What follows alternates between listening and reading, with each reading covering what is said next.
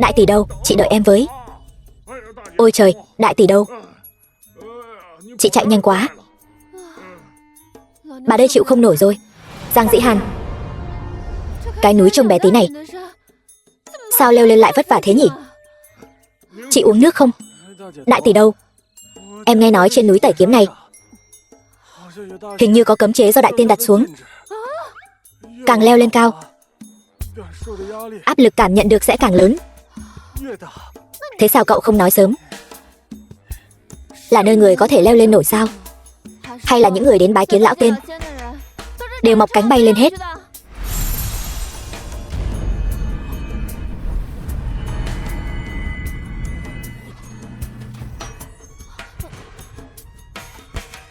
Đại tỷ đâu? Hình như có người bay tới kia. Đi mau. Đây chẳng lẽ là võ giả? Trông đẹp trai phết. Đây là nơi Trường Phong ở sao? Đúng thưa lão gia, đúng là một nơi phong thủy bảo địa tốt. Chúng ta lên xem sao? Lão gia, chúng ta bay thẳng lên là được rồi. Cần gì phải đi bộ từ đây lên chứ? Lần đầu đến chỗ Trường Phong, cần phải trang trọng một chút. Đi thôi. Dạ, không bị ảnh hưởng bởi cấm chế. Xem ra người này nhất định là võ giả. Có rồi. Tiểu tử, tôi thấy cậu cốt cách thanh kỳ, là một người có khả năng luyện võ.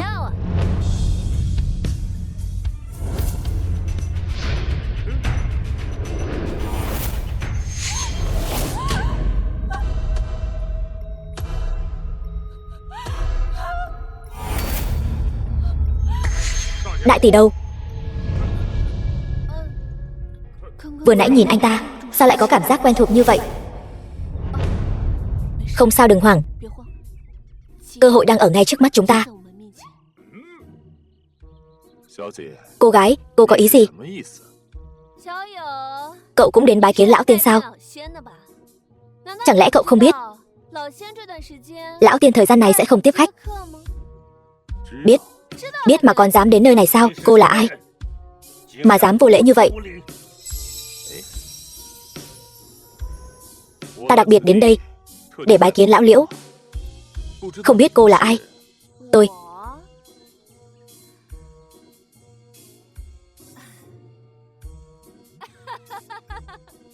Tôi là đệ tử nội môn của Vọng Sơn Lâu, đặc biệt chờ đợi người hữu duyên ở đây. Đại tỷ, chúng ta là đệ tử nội môn. Khi nào vậy? Im miệng, cậu đừng nói nữa. Lão gia vừa nhìn đã biết người này là kẻ lừa đảo. Hay là... Không sao, người này có chút thú vị. Không ngờ lão gia lại có hứng thú với kiểu người này. Chẳng lẽ thật sự là người hữu duyên nào đó? Không biết nên xưng hô với đại sư thế nào. Cậu đừng. Cậu không cần biết tôi tên là gì. Chỉ cần biết muốn lên núi bái kiến lão tiên thì nhất định phải vượt qua khảo nghiệm của tôi. Bằng không thì mời quay về cho. Khảo nghiệm? Đúng vậy. Đây chính là quy củ của Vọng Sơn Lâu. Muốn bái kiến lão tiên thì nhất định phải như vậy. Vậy cô nói trước xem là khảo nghiệm gì? Sắp cắn câu rồi. Cái này đơn giản, chính là cõng tôi từ đây lên Vọng Sơn Lâu. Cậu sẽ thông qua khảo nghiệm. Vô lễ, cô là cái thá gì? Dám bắt lão gia cõng cô? Ông ồn ào gì hả? Dám nói chuyện với đại tỷ của chúng tôi như vậy sao? Một lũ sâu bọ, thứ không biết tốt xấu. Chán sống. Phá Thiên, chúng ta là khách, không được vô lễ. Dạ lão gia. Ý của cô là nếu ta muốn lên Vọng Sơn Lâu này thì nhất định phải cõng cô lên, phải không? Không sai. Không sai. Được, ta cõng. Cái gì? Cõng thật sao? Còn ngây ra đó làm gì? Không phải cô muốn ta cõng lên sao?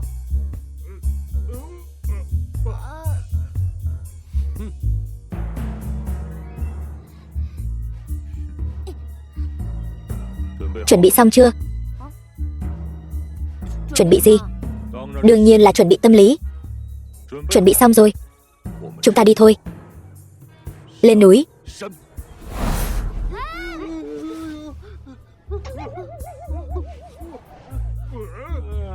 Còn chúng tôi nữa mà.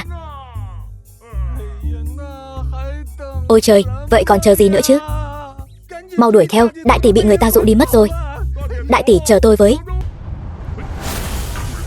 Bên ngoài có một đám người đang muốn tiếp cận Vọng Sơn Lâu, có cần chặn lại không? Liễu Trường Phong. Có bao nhiêu người? Bọn họ không biết. Vọng Sơn Lâu mấy ngày nay không tiếp khách sao? Khoảng 5 người.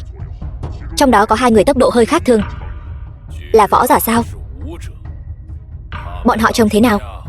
Có 3 người đang nhanh chóng tiếp cận. Trong đó có một người trẻ tuổi và một người già. Phía sau người trẻ tuổi đó còn cõng theo một cô gái. Chủ nhân, 3 người đó đã đến bên ngoài cửa rồi. Cái gì? Trên núi có cấm chế do ta thiết lập. Sao có thể có người nhanh như vậy được? Người trẻ tuổi, người già.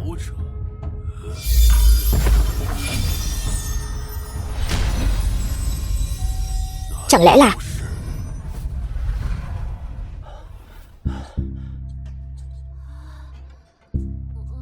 Này, chúng ta đến rồi. Cậu nói gì? Tôi chóng mặt quá. Ta nói chúng ta đã đến Vọng Sơn Lâu rồi. Cái gì?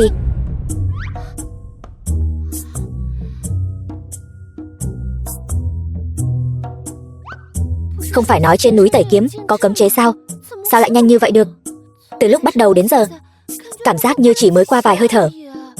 Thế nào rồi? Bây giờ bọn ta có thể vào Vọng Sơn Lâu chưa? Được. Cậu đợi một chút. Tôi sẽ gọi sư phụ ra đây. Ôi trời, xong đời rồi. Nhìn 2 người này là biết không dễ lừa gạt. Vốn dĩ nghĩ đợi bọn họ leo lên núi, sau khi mệt rã rời rồi mới tìm cơ hội chuồn đi. Ai ngờ ngay cả lão già kia cũng khỏe như vậy chứ. Chỉ đành đi được bước nào hay bước đó thôi. Ông trời phù hộ. Ông trời phù hộ. Liệu có thể vượt qua kiếp nạn lớn lần này không? Phải xem lần này thôi.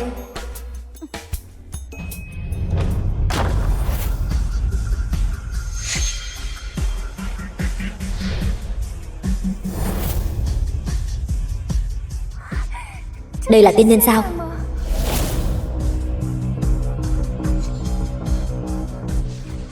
Ông trời đã giúp mình rồi. Chỉ cần có thể mời được đại tiên ra tay là mình được cứu rồi. Nghiệt đồ Liễu Trường Phong, bái kiến chủ nhân. Chủ nhân, đang nói tôi sao? Đứng dậy đi, không cần đa lễ. Tạ ơn chủ nhân. Liễu Trường Phong ta đã đợi mấy năm trời, hôm nay cuối cùng cũng được như ý nguyện. Cái gì? Cái gì? Anh là Đại chủ nhân của Đại Tiên? Ngạc nhiên lắm sao? Trường Phong, nghĩ lại thì chúng ta cũng đã mấy chục năm không gặp rồi. Bẩm lão gia, đã 50 năm không gặp rồi. Năm xưa, sau khi chia tay, thần đã xây Vọng Sơn Lâu ở nơi này. Một mặt tích lũy lực lượng, một mặt chờ đợi lão gia người tùy thời triệu hoán. Được lắm, lão Liễu. Bây giờ người ngoài đều gọi ông là Đại Tiên. Xem ra mấy năm nay ông sống cũng không tệ. Năm xưa nếu không phải ta ở bên ngoài chăm sóc mấy tiểu tử kia thì bây giờ người ở bên cạnh lão gia. Đâu đến lượt ông. Nếu ta ở bên cạnh lão gia chắc chắn sẽ làm tốt hơn ông. Bây giờ ông nói cái này có ích gì chứ? Bây giờ người ở bên cạnh lão gia là Thạch gia ta đây. Sao không phục hả? Không phục. Luận về thực lực ta một chút cũng không kém ông. Đánh cược không? Thôi được rồi, đừng cãi nhau nữa. Hai ông đúng là một chút cũng không thay đổi gì cả. Cứ gặp mặt là cãi nhau. Lão gia, mấy năm nay người đã đi đâu vậy? Thần vẫn luôn tìm hiểu tung tích của người, nhưng đều không thu được gì cả. Nếu không phải lão Thạch ở đây, thần còn tưởng người. Lúc đó là do ta cảm nhận được cơ hội đột phá, cho nên không kịp nói cho các người biết. Đột phá? Lão gia, người lại đột phá rồi sao? Đương nhiên rồi. Lão gia bây giờ là tu di Cửu Châu, Thiên Đạo Đế quân xuyên suốt tam giới. Hơn nữa sau khi lão gia đột phá, tiện thể còn thành thân nữa. Cái gì? Lão gia, người thành thân rồi sao? Không phải mấy nghìn năm nay người chưa từng động phàm tâm một lần sao? Lẽ nào là Đường gia? Ông bảo ta nhận nha đầu Đường gia kia làm đồ đệ. Lẽ nào nha đầu kia chính là thê tử của lão gia? Chuyện nhỏ thế này mà ông cũng không hiểu sao? Còn làm thiên sư gì nữa? Ta nào dám đoán ý của chủ nhân. Bọn họ sỉ nhục chủ nhân là có ý gì? Đường gia, Cố gia, sau khi biết ông nhận cô nhóc đó làm đồ đệ, bọn họ đã dùng lời lẽ ác ý với lão gia, ép lão gia ly hôn, rời khỏi Đường gia. Cái gì?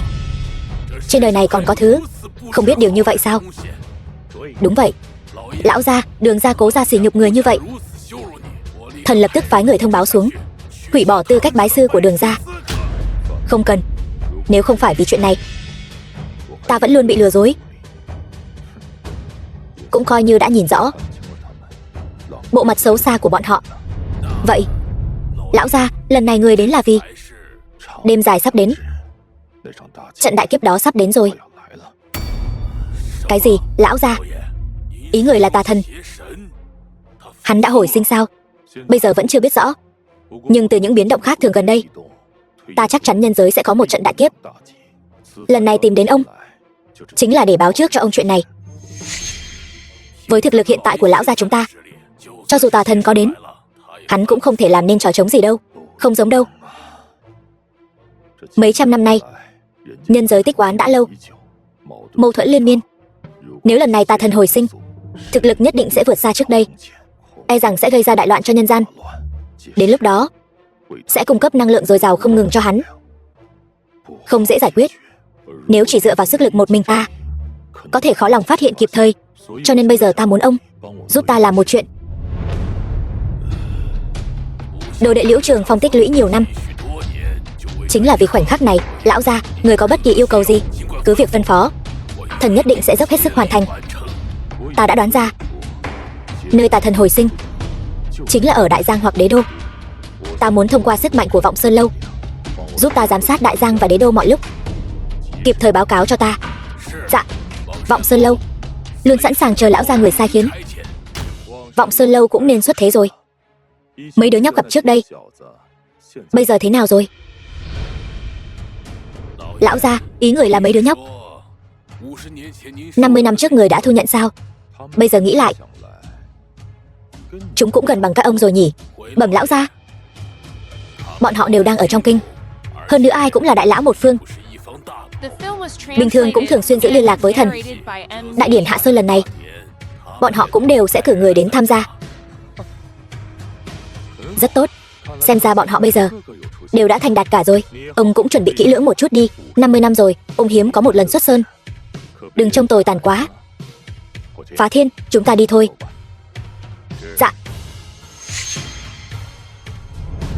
Lão gia, hôm đó người có thể đến không? Nếu người có thể đến tham gia, sẽ là vinh hạnh vô thượng của thần. Ta sẽ đến. Một màn kịch hay như vậy, đương nhiên ta sẽ tham gia. Đúng rồi. Trường Phong, ông phải thay ta cảm ơn tiểu đồ đệ này của ông nhé. Đồ đệ. Dạ.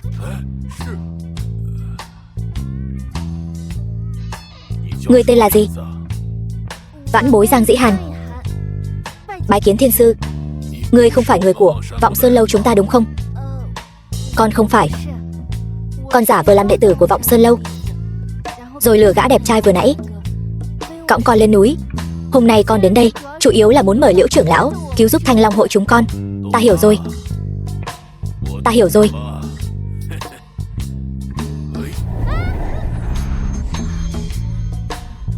Năm ngày sau đến tham gia đại tiệc Hạ Sơn của ta, vấn đề của ngươi tự nhiên sẽ được giải quyết. Tiêu gia của Đại Giang dâng 100 vạn, cung hỉ Liễu lão gia Hạ Sơn. Phương gia Đại Giang dâng một pho tượng Bạch Hán Ngọc Thạch, cung hỉ Liễu lão gia Hạ Sơn. Tường Vân Hộ Giá, Cát Khánh Long An. Đường gia Đại Giang dâng lễ 1000 vạn, 100 lượng hoàng kim, một bức thư họa cực phẩm, cung hỉ Liễu lão gia Hạ Sơn. Biêu Bình Thiên, Thu Long Đằng Vạn Lý. Vũ Âm, em đến rồi. Chiếc váy này em mặc lên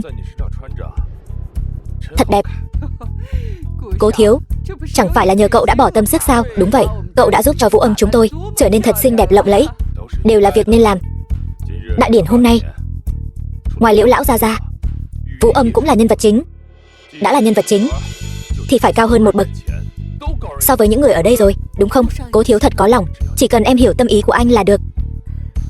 Thật không ngờ, đại điển hôm nay lại có nhiều người như vậy. Hơn nữa, đều là hào môn quý tộc của Đại Giang. Trước đây chúng ta gặp ông ấy còn có chút kính sợ. Bắt đầu từ hôm nay, con xem đường ra chúng ta thật là ngạo nghễ biết bao. Đúng vậy. Đây đã là gì chứ? Con đã sớm nhận được tin. Hôm nay các thế lực từ đế đô đều đang trên đường đến. Màn chính hôm nay vẫn chưa bắt đầu đâu. Thật sao? Vậy Cố thiếu, ý của cậu là một lát nữa mấy vị danh lưu hàng đầu của đế đô đều sẽ có mặt. Ôi trời, cái này thật sự quá tốt rồi. Vậy đường ra chúng ta chẳng phải có thể mượn cơ hội này mà kết giao quan hệ với các vị danh lưu sao? Sẽ không bao lâu nữa, đường ra chúng ta chắc chắn sẽ trên cả vạn người. Đúng vậy. Trước có thiên sư tạo thế cho Vũ Âm, sau có đại điển bái sư. Hôm nay chính là muốn cho Vũ Âm trở thành người kiệt xuất, độc nhất vô nhị ở Đại Giang, dưới sự chứng kiến của tất cả mọi người. Tốt quá. Vậy đường ra chúng ta phải cảm ơn cậu trước. Nếu không có cậu, Vũ Âm làm gì có cơ hội tốt như vậy. Đúng vậy, đều là người một nhà mà, đừng khách sáo. Vũ Âm, đó không phải Tô Giật sao? Hắn đến làm gì? Sao hắn lại đến? Có khi nào hắn vẫn còn ôm hận chuyện ngày hôm đó, nên hôm nay cố ý đến gây rối không? Tô Giật, đừng tưởng tôi không biết anh muốn làm gì. Tôi cảnh cáo anh, cút ngay cho tôi. Đây không phải nơi anh nên đến. Cô là ai? Anh lại là ai chứ? Đây không phải là tên phế vật, con rể nhà họ Đường sao? Muốn diễn vai quần chúng cho đoàn phim sao? Mặc bộ đồ này ở đây làm trò cười hả? Vô tri. Tô Giật, mày đến làm gì? Mày có biết hôm nay là ngày đại hỷ của Vũ Âm không? Vậy sao? Vậy ta phải chúc mừng cô một chút mới được. Chúc mừng nha. Còn chuyện gì nữa không? Không có, ta đi trước đây, đứng lại. Bây giờ muốn đi? Mày định đi đâu? Mày nghĩ tao không nhìn ra sao? Rõ ràng là mày mượn cơ hội này để đến đây gây rối. Cố thiếu, tôi khuyên cậu vẫn nên nhanh chóng tìm vài người bắt giữ tên này lại đi. Đại điển hôm nay quan trọng biết bao, ai cũng không được làm chậm trễ. Vũ Âm nhà chúng tôi bái sư. Tô Giật, lần trước coi như mày may mắn, lần này mày lại chán sống tìm đến đây. Đừng trách tao không nể tình. Từ lão.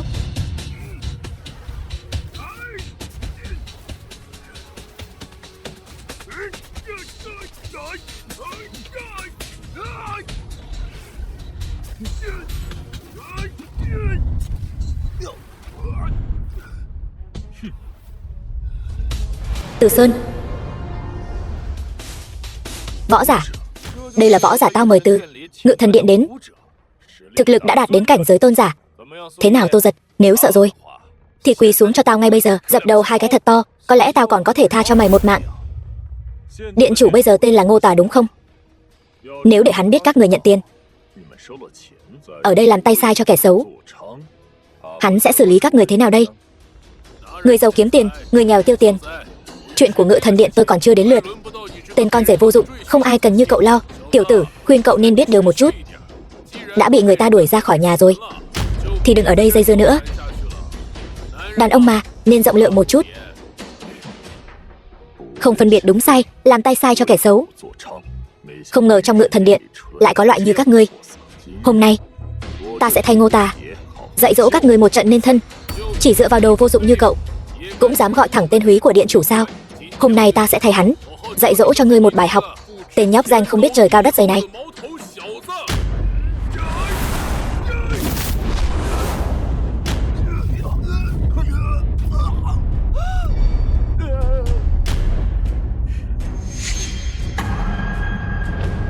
Tiểu Giang, cháu có chắc bác Vương, vị tiên nhân đó có thể giúp được chúng ta không?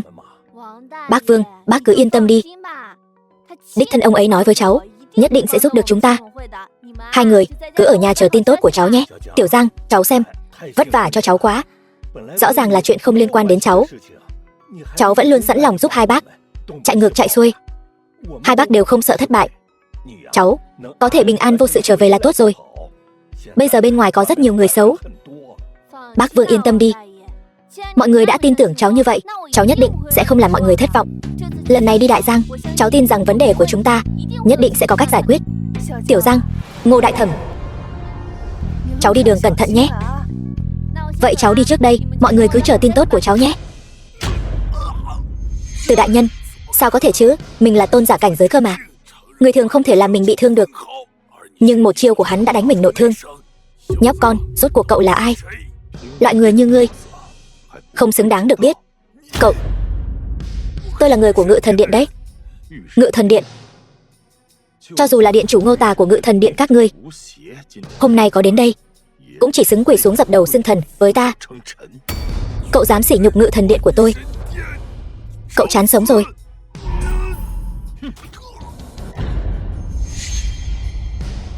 Cử động thêm một chút nữa thì ngủm. Tô tiên sinh, hiểu lầm rồi. Tôi trên có già, dưới có trẻ. Cậu là đại nhân không chấp nhặt kẻ tiểu nhân. Xin hãy tha cho tôi đi. Sao có thể chứ? Từ Sơn là một võ giả tôn giả cảnh giới cơ mà, lại không phải là đối thủ của Tô Giật. Chẳng lẽ hắn cũng là võ giả? Đủ rồi Tô Giật, anh có biết mình đang làm gì không? Đó là võ giả của Ngự Thần Điện đấy. Anh dám đối xử với ngài ấy như vậy sao? Mau quỳ xuống xin lỗi đi. Ta vô lễ. Kể từ khi ta bước chân vào hội trường này, đều là các người hết lần này đến lần khác liên tục khiêu khích ta. Bây giờ còn bảo ta quỳ xuống xin lỗi hắn. Cô là cái thá gì chứ? Anh, đủ rồi Tô Giật. Chẳng phải là do mày thấy Vũ Âm sắp được Đại Thiên Sư nhận làm đồ đệ nên sinh lòng đố kỵ sao? Tao thừa nhận mày có chút bản lĩnh, nhưng có những người đã được định sẵn là phượng hoàng trên cành cao. Có những người chỉ xứng đáng bị người khác dẫm dưới chân. Đế đô Dược Vương Cốc đến. Cái gì Đế đô Dược Vương Cốc? Không ngờ lại kinh động đến cả người của đế đô. Cuối cùng vở kịch hay cũng sắp bắt đầu rồi. Vũ Âm, hai chúng ta tạm thời đừng để ý đến hắn, cứ để hắn tự sinh tự diệt đi. Trước tiên đi nghênh đón khách quý, để thằng nhóc này biết thế nào mới gọi là không tương xứng. Ai trong số các vị là người tổ chức đại tiệc lần này vậy? Là tôi đây, Cố Phong, người thừa kế thứ nhất của Cố gia. Thẩm Thu. Tại đây, cung nghênh đế đô Dược Vương Cốc, chư vị quang lâm. Tôi là Thẩm Thu của Dược Vương Cốc. Hôm nay được tin đại điển hạ sơn của Liễu lão, cha tôi đặc biệt sai ta đến dâng đại lễ. Thật sự là đế đô Dược Vương Cốc. Đương nhiên rồi, còn có thể là nhà nào khác chứ. Để chúc mừng Liễu lão hạ sơn, Dược Vương Cốc đặc biệt tặng một gốc tuyết linh chi ngàn năm, 100 viên hoàng cực đan. Cái này là tuyết linh chi ngàn năm, nếu dùng đúng cách có thể tăng thêm dương thọ. Còn có cả hoàng cực đan, nghe nói có thể giúp võ giả nâng cao cảnh giới. Những thứ này đều là bảo bối, có tiền cũng không mua được. Dược Vương Cốc thật là hào phóng. Triệu Linh Nhi tôi, đại diện cho Đại Đốc Thương hội. Triệu Linh Nhi xin chúc mừng Liễu lão hạ sơn, đặc biệt đến dâng lễ. Dương Mị. Dương Mị đại diện Cổ Tiên Các, đặc biệt đến dâng lễ. Chúc mừng Liễu lão hạ sơn. Mặc Vũ, tổng quản Ngự Thần Điện Mặc Vũ, thay mặt điện chủ Ngự Thần Điện Ngô Tà, đặc biệt đến chúc mừng. Từ Sơn bái kiến Mặc Vũ đại tổng quản. Cậu là? Tôi là đệ tử Ngự Thần Điện, lần này nhận lời nhờ vả của Cố tiên sinh đến để duy trì trật tự đại điển. Không ngờ lại gặp được ngài ở đây. Lui xuống đi. Vâng. Ôi trời, Đại Đốc Thương hội nắm giữ thương vận toàn quốc, còn có Cổ Tiên Các là nơi cất giữ bảo vật hàng đầu quốc gia. Thậm chí cả Ngự Thần Điện từng quét sạch liên quân 3 nước. Bọn họ đều đã đến đông đủ rồi. Mối quan hệ của Liễu lão thật sự quá khủng khiếp. Vũ Âm, Đường ra chúng ta có hy vọng phục hưng rồi. Có hy vọng rồi. Cố Phong đã sớm cùng Đường ra ở đây chờ đợi các vị khách quý đã lâu. Các vị khách quý đến từ đế đô, mau mời vào. Xem ra đại điển hạ sơn lần này của Liễu lão, mọi người đều rất coi trọng. Hơn nữa càng coi trọng, càng chứng tỏ tiền đồ của Vũ Âm nhà chúng ta là vô lượng. Nếu như thành công bái Liễu lão làm sư phụ, sau này những thứ này chẳng phải đều là của cô sao? Vũ Âm tôi có được thành tựu ngày hôm nay, chẳng phải đều nhờ ơn Cố thiếu sao? Nếu Đường ra có thể quật khởi, nhất định sẽ không quên ơn Cố thiếu. Khách khí gì chứ? Của em chẳng phải là của anh sao? Xem ra vị bên cạnh Cố thiếu đây chính là Đường Vũ Âm. Tôi chính là trưởng nữ Đường gia, Đường Vũ Âm. Kính chào các vị danh môn thiên kiêu. Nghe nói đệ tử nhập thất mà Liễu lão định thu nhận chính là cô. Xem ra cũng chẳng ra sao cả. Các vị đều là tinh anh các giới ở đế đô, có thể đến tham dự đại điển lần này đương nhiên là vinh hạnh của Đường gia chúng tôi. Hơn nữa còn không ngại vạn dặm xa xôi đến dâng lễ cho sư phụ tôi. Thật sự rất cảm ơn sự quan tâm của mọi người. Đường Vũ Âm tôi ở đây thay mặt gia sư cảm ơn các vị. Tôi nghĩ cô hiểu lầm rồi. Chúng ta đến đây đều là vì Liễu lão. Nếu không phải cha tôi là cố nhân của Liễu lão, ai thèm đến cái nơi như thế này. Thầy Liễu lão cảm ơn chúng ta. Cô xứng sao? Câm miệng, Thẩm Thu. Cậu quên trước khi chúng ta đi, điện chủ đã dặn dò thế nào sao? Một mặt chúng ta phải chúc mừng Liễu lão hạ sơn nhập thế, mặt khác chúng ta phải hỗ trợ Đường tiểu thư bái sư, cho nên không được vô lễ với Đường tiểu thư. Nếu Liễu lão thật sự thu Vũ Âm làm đồ đệ sau này, nhất định sẽ xem Vũ Âm như con đẻ. Đến lúc đó mong mọi người chiếu cố nhiều hơn. Tô Giật, anh còn đứng đây làm gì? Sao còn chưa cút đi? Bảo ta cút. Cô còn chưa đủ tư cách. Anh có biết hôm nay đến đây đều là ai không? Anh nhất định phải làm cho mọi chuyện không thể cứu vãn được mới hài lòng sao? Sao? Cô sợ ta sẽ phơi bày những chuyện bẩn thỉu cô đã làm ra sao? Yên tâm, bây giờ ta không có hứng thú. Cô Đường, đây là ai vậy? Hắn là một người làm mà Đường gia nuôi trước đây, chỉ là một kẻ vô dụng mơ mộng hão huyền. Xem ra còn là chồng cũ của cô Đường. Sao lại không thân thiện với người ta như vậy? Sao vậy? Vừa mới định bái sư đã muốn vứt bỏ chồng mình rồi. Cô Đường vội vàng leo cao thế sao? Tôi không có. Cô Dương, cô không biết đấy thôi. Tô Giật người này tâm địa độc ác, phong lưu thành tính, lại còn ăn nói bừa bãi, khắp nơi đều lấy danh nghĩa tốt của Vũ Âm làm Đường gia mất mặt. Lần này Vũ Âm cũng là để không gây phiền phức cho Liễu lão mới ly hôn với hắn. Hôm nay hắn đến đây chắc chắn là vì không hài lòng với quyết định của Vũ Âm, cho nên mới cố ý gây rối.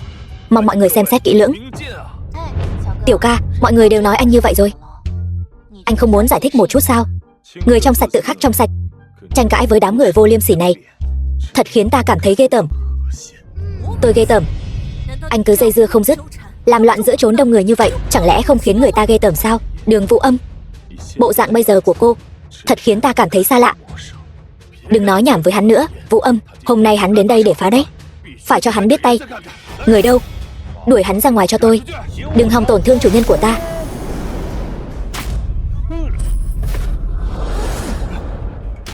Thạch Phá Thiên, thân thủ tốt, người này ít nhất cũng là võ giả cảnh giới tông sư. Không ngờ ở Đại Giang nhỏ bé này lại có cao thủ lợi hại đến vậy. Võ giả lại còn là cảnh giới tông sư, sao trước đây chúng ta không biết nhỉ? Đúng vậy, trước đây chỉ biết ông ấy là một lão quản gia, biến thành võ giả khi nào vậy? Chẳng trách Tô Giật lại kiêu ngạo như vậy, xem ra đây chính là chỗ dựa của tên nhóc đó rồi. Thạch Phá Thiên bái kiến lão gia. Đến cứu giá muộn, xin người trách phạt. Đứng dậy đi. Không ngờ ông trở về cũng khá nhanh. Chuyện ta giao cho ông làm thế nào rồi? Mọi thứ đều đã chuẩn bị xong. Rất tốt. Thạch lão, đã lâu không gặp, không ngờ lần này lại gặp mặt nhanh như vậy. Cố Phong, lời ta dạy cậu, chẳng lẽ cậu quên rồi sao? Sao còn dám cản rỡ như vậy?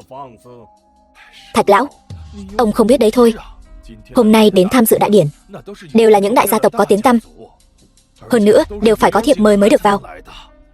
Tô Giật bây giờ không còn nhà họ Đường nữa, chỉ dựa vào hắn thật sự không có tư cách đó đâu. Ta cũng bị nhà họ Đường đuổi ra khỏi nhà rồi, ta cũng không có thiệp mời, chẳng lẽ cũng không được tham gia sao? Ôi trời, Thạch lão, ông nói gì vậy? Nhân vật lớn như Thạch lão, sao chúng tôi lại không cho ông tham gia chứ? Chắc chắn lần này là do chúng tôi sơ suất. Thế còn nói gì nữa? Lui xuống đi.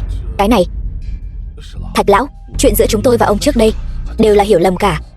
Chỉ cần ông giao Tô Giật cho chúng tôi xử lý, chúng tôi vẫn coi ông là khách quý trong đại điển lần này. Hơn nữa sau này ở Đại Giang này, chúng tôi vẫn là chỗ dựa vững chắc của ông. Bất kể Tô Giật đã hứa với ông điều gì, Cố Phong tôi đều có lòng tin có thể bồi thường cho ông với giá gấp 10 lần. Ông thấy sao? Thằng nhóc này tinh danh thật, ngay trước mặt chủ nhân người ta mà lại đi lôi kéo người. Tiểu tử, cậu không quản sao? Người của cậu sắp bị người ta lôi kéo đi rồi đấy. Ai nói ông ấy là chỗ dựa của ta? Ông ta chẳng qua chỉ là một quản gia của ta mà thôi. Đúng vậy, ta chỉ là quản gia của lão gia, một người hầu mà thôi. Nói như vậy, lời ta nói với cậu lúc trước, cậu hoàn toàn không để trong lòng. Cố Thiên Thành. Alo, đại nhân, cuối cùng ngài cũng gọi điện cho tôi. Chuyện lần trước vẫn chưa kịp cảm ơn ngài tử tế. Nếu không nhờ ngài, nhà họ Cố chúng tôi làm sao có cơ hội được quen biết nhân vật lớn như Liễu lão chứ. Ông đúng là nuôi dạy được một đứa con trai tốt. Cố Phong, nó gây ra họa gì rồi? Ta nói cho ông biết, trong vòng 10 phút phải đến ngay đại điển. Nếu không nhà họ Cố các người không còn cần thiết phải tồn tại nữa. Thạch lão, tôi là vì kính trọng ông nên mới khuyên ông. Không lẽ ông nghĩ rằng thiếu gia nhà họ Cố tôi lại có thể chỉ vì một cuộc điện thoại của ông mà cho rằng đó là cha tôi sao? Cố Phong, ta khuyên cậu lần cuối, nếu nhà họ Cố các người vẫn muốn đứng vững ở Đại Giang, cậu phải xin lỗi Tô Giật tiên sinh ngay bây giờ. Nếu không, cậu sẽ hối hận cả đời. Thạch lão, tôi cũng khuyên ông một câu cuối cùng. Giao thằng nhóc Tô Giật này cho tôi, thì ông vẫn là khách quý của chúng tôi. Nếu vẫn cố chấp không tỉnh ngộ, thì cùng bị đuổi ra khỏi đại điển này. Cứ để cậu ta yên tĩnh một lát đi. Vâng.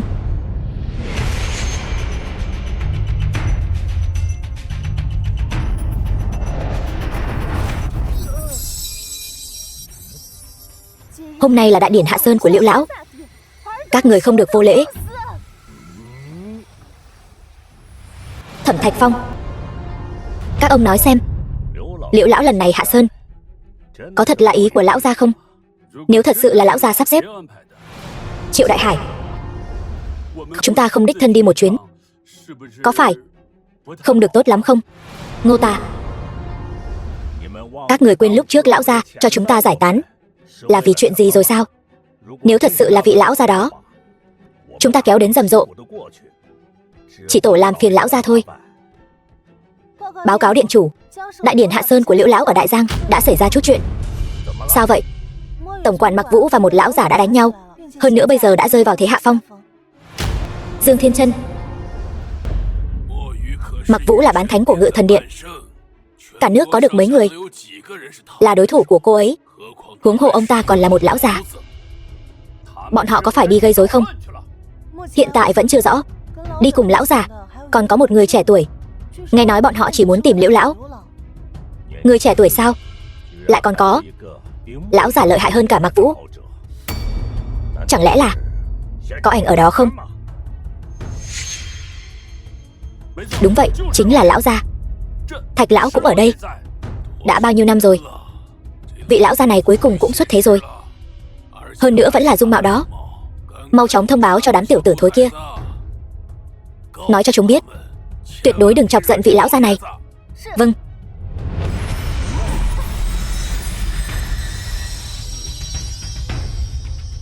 Ông rốt cuộc là ai? Ta chỉ là một người hầu mà thôi. Nhưng ta nói cho cô biết, hôm nay cho dù là điện chủ Ngự Thần Điện đến cũng phải quỳ xuống đây. Ông, quản gia nhà anh khí thế lớn thật đấy. Nghe giọng điệu của ông ta, nói không chừng thật sự không thua kém gì Ngô thúc đây. Nếu nhất định phải so sánh thì Thạch lão còn lợi hại hơn Ngô Tả rất nhiều. Cũng không biết Ngô Tả mấy năm này có tiến bộ gì không. Tiểu huynh đệ, tôi thấy cậu tuổi không lớn, nhưng khẩu khí quả không nhỏ. Chị đây thích. Dương Mị, lời hắn nói cô cũng tin sao? Chưa nói đến điện chủ Ngự Thần Điện, mấy năm nay có tiến bộ hay không? Chỉ riêng việc ngài ấy từng ở biên giới, chỉ bằng sức một người đánh lui mấy chục vạn đại quân của ba nước. Việc này đến nay vẫn chưa ai làm được. Một thằng nhóc con, lại còn có một lão già tồi tàn, dám so sánh với Ngô Tả điện chủ, đúng là không biết trời cao đất dày. Thẩm đại ca, anh bớt nói hai câu đi, người ta cũng không chọc giận chúng ta. Nhưng mà anh thật sự là đến tìm Liễu lão sao? Không phải ta đã nói như vậy từ sớm rồi sao? Hay là ta diễn đạt chưa đủ rõ ràng? Tiểu huynh đệ, nếu hôm nay cậu muốn tìm Liễu lão, thời điểm quả thật không thích hợp.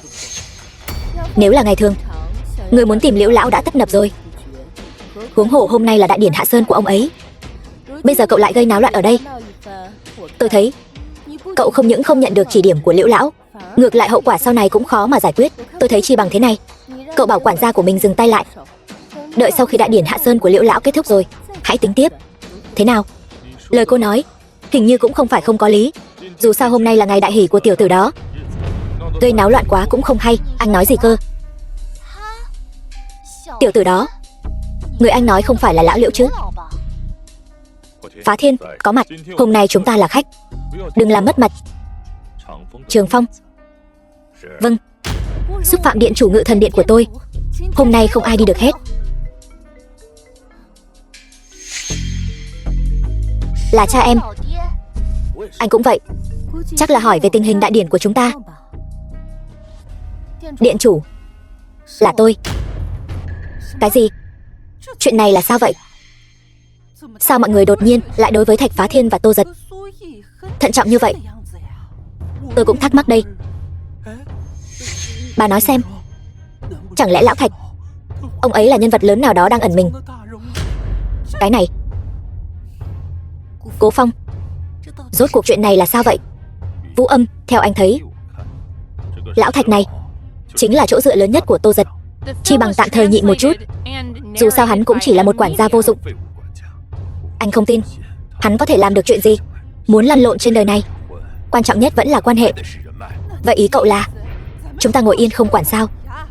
Vậy nếu hắn ta cứ tiếp tục gây rối, ảnh hưởng đến Vũ Âm bái sư, thì phải làm sao đây? Như vậy càng tốt. Hiện giờ mấy ông lớn ở đế đô đều đã đến. Thằng nhóc này nếu còn gây chuyện nữa, mấy vị thiếu gia tiểu thư chắc chắn sẽ không mặc kệ. Đến lúc đó chúng ta cũng không cần ra tay. Như vậy không tốt sao? Thẩm đại ca, anh cũng nhận được điện thoại rồi chứ? Cha em bảo tuyệt đối đừng chọc vào người này. Từ nhỏ đến lớn, ông ấy chưa bao giờ nghiêm khắc với em như vậy. Rốt cuộc anh ta là ai vậy? Tiểu tử, rốt cuộc cậu là ai?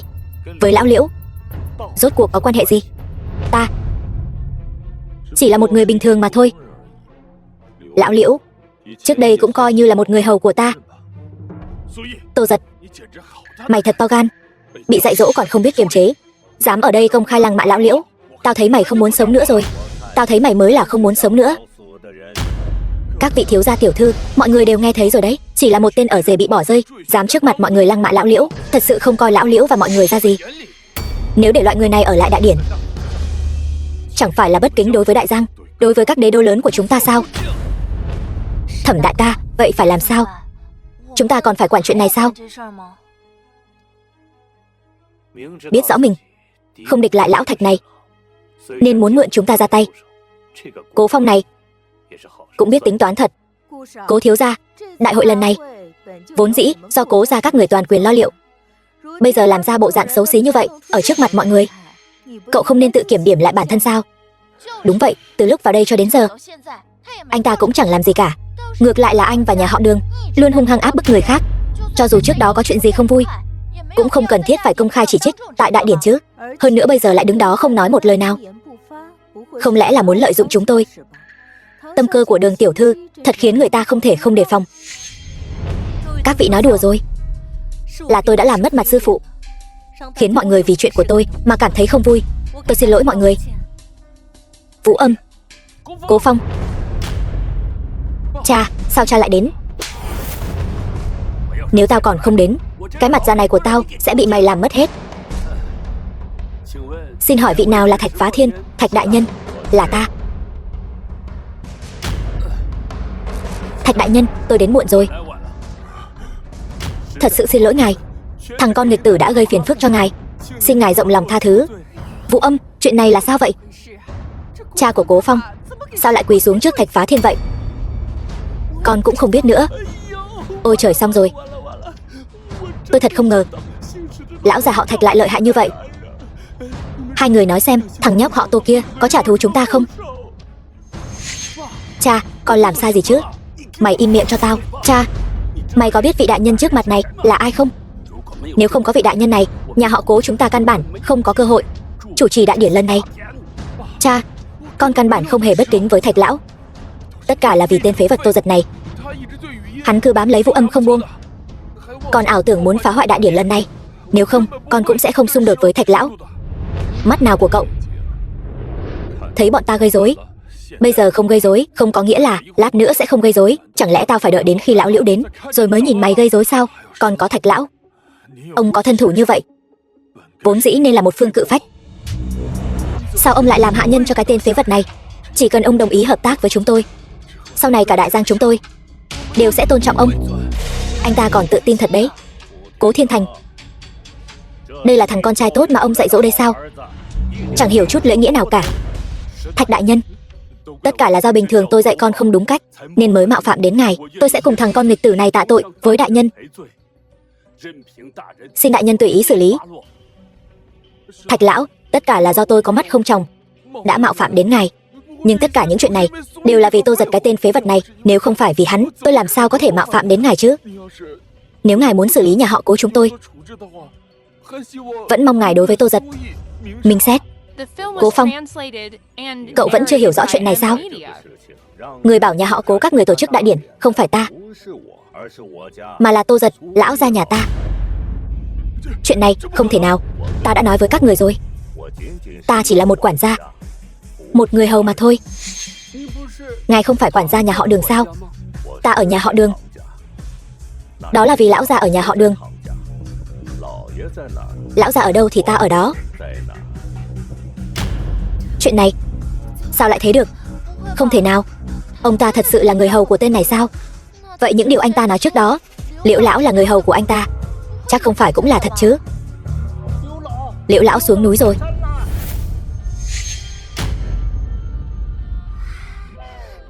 Cuối cùng cũng đến kịp, may quá.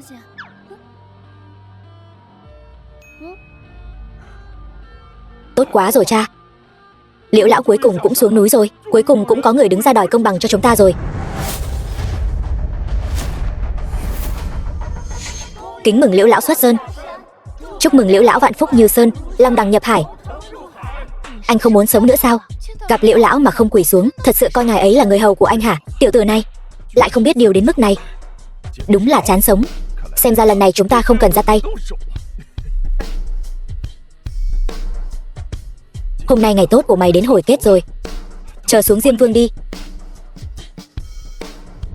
Trường Phong, chúc mừng ông, cuối cùng cũng xuống núi rồi. Liễu Trường Phong, lâu chủ Vọng Sơn lâu bái kiến Tô Giật lão gia. Cái gì?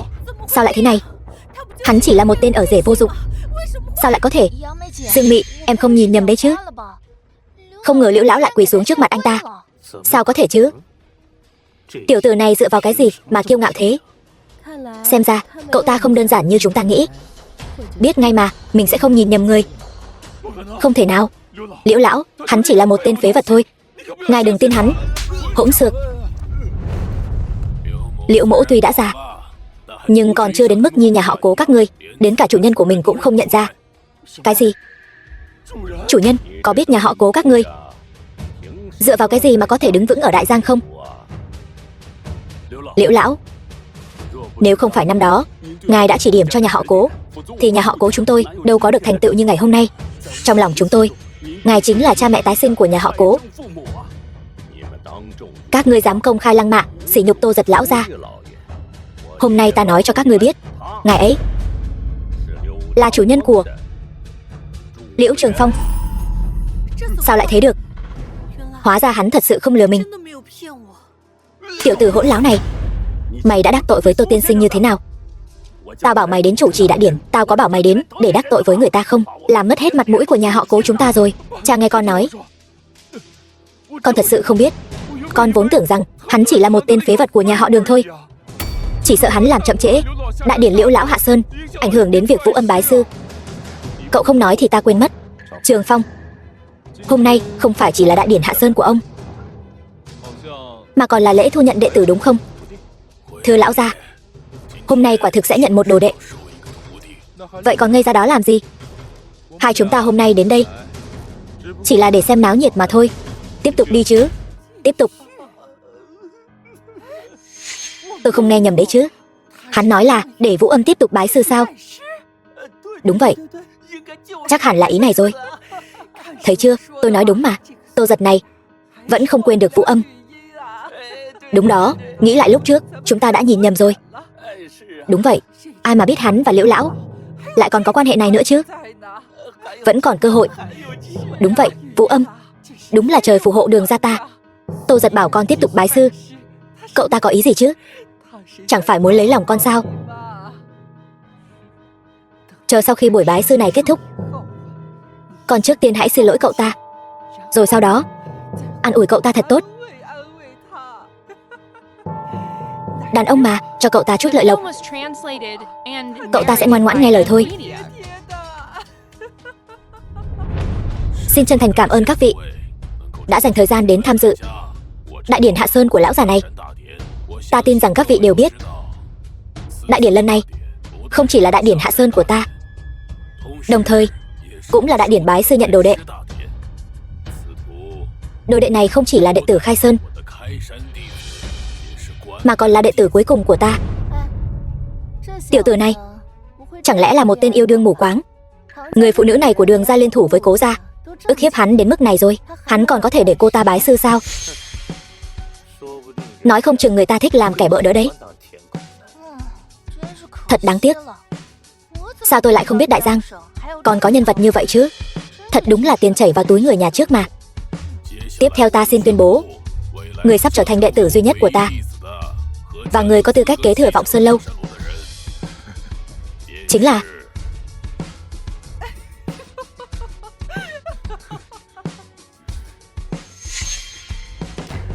nữ tử Giang Dĩ Hàn. Không thể nào. Là cô ta sao? Sao tôi chưa từng nghe nói đến nhỉ?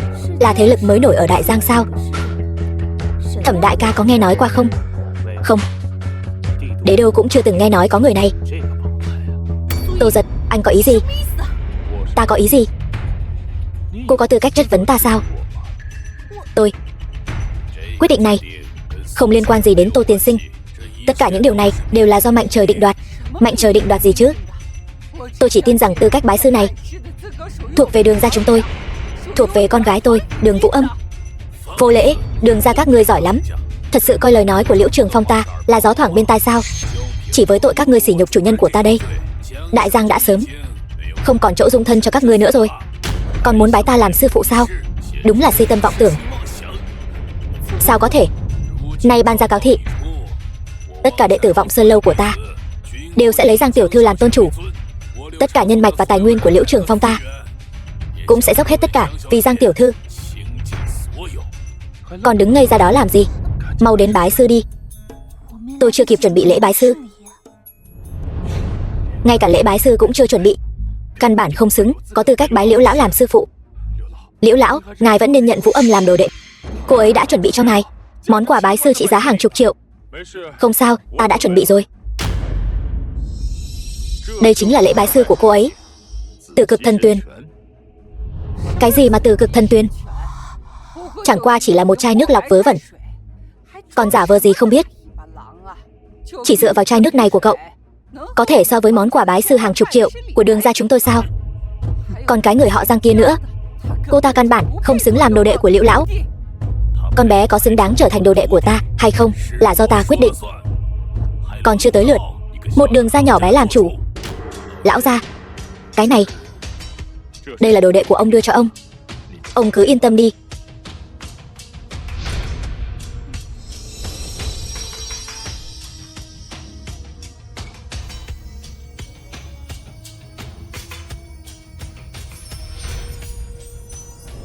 Chuyện gì vậy? Đột nhiên cảm thấy cơ thể rất thoải mái.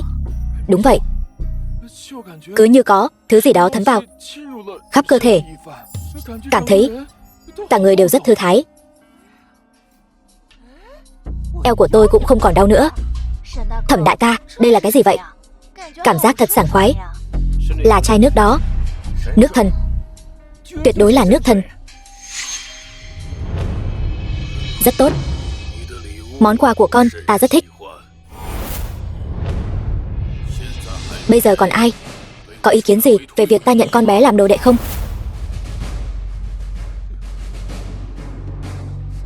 Được.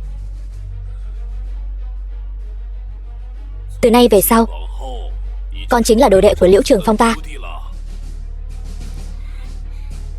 Nhưng con có làm gì đâu.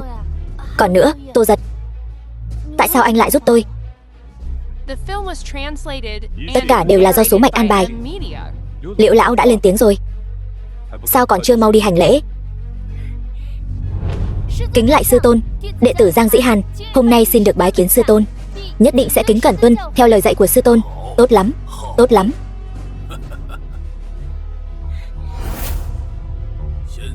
Bây giờ chúng ta có thể tính đến món nợ sỉ nhục chủ nhân ta, của Đường gia và Cố gia các ngươi rồi. Liễu lão, đều là do bình thường dạy con không đúng cách, mới mạo phạm đến Tô tiên sinh. Chỉ mong ngài xem xét, vì Cố gia chúng tôi bao nhiêu năm qua không có công lao cũng có khổ lao. Ngài hãy tha cho Cố gia chúng tôi một lần đi. Đúng vậy, Tô Giật, trước đây tất cả là do tôi có mắt không tròng, chúng tôi đã nhìn nhầm ngài. Tất cả là do tôi, nhưng Vũ Âm nhà chúng tôi, con bé luôn rất thích ngài. Ngài nể mặt Vũ Âm, đừng so đo với chúng tôi được không? Lão gia, người xem xử lý thế nào? Đường gia và Cố gia có một tính một, thật khiến người ta cảm thấy ghê tởm. Sau này đừng để ta nhìn thấy bọn họ nữa là được. Ta tuyên bố, Liễu Trường Phong ta và Vọng Sơn Lâu ngưng mọi giao dịch hợp tác với Đường gia và Cố gia. Bất cứ gia tộc nào có liên quan đến Đường gia và Cố gia, Vọng Sơn Lâu suốt đời không tiếp đón. Chuyện này, thiên sát Đường gia, thiên sát Đường gia ta rồi. Liễu lão, tuyệt đối không được. Liễu lão, ngài quyết định như vậy là đẩy Cố gia chúng tôi vào đường cùng. Tất cả những điều này đều là do hai đứa con ngoan của các ngươi tự rước lấy họa. Đường gia và Cố gia đều xong đời rồi. Với thực lực của Liễu lão, bọn họ chắc là không thể sống yên được ở Đại Giang nữa rồi. Có thủ đoạn, có khí phách, đúng là người đàn ông bí ẩn. Đúng là tự rước lấy họa. Tự rước lấy họa mà. Vốn dĩ Đường gia chúng ta vẫn còn cơ hội một bước lên trời. Kết quả bây giờ không thể nào. Điều này không thể nào. Các người đều là kẻ lừa đảo. Tôi mới là người thông minh. Tôi mới là người thông minh nhất. Người được trời chọn. Tôi mới là thiên tuyển chi tử. Hóa ra tất cả những điều này đều là do mình có mắt không tròng. Chúng ta đi.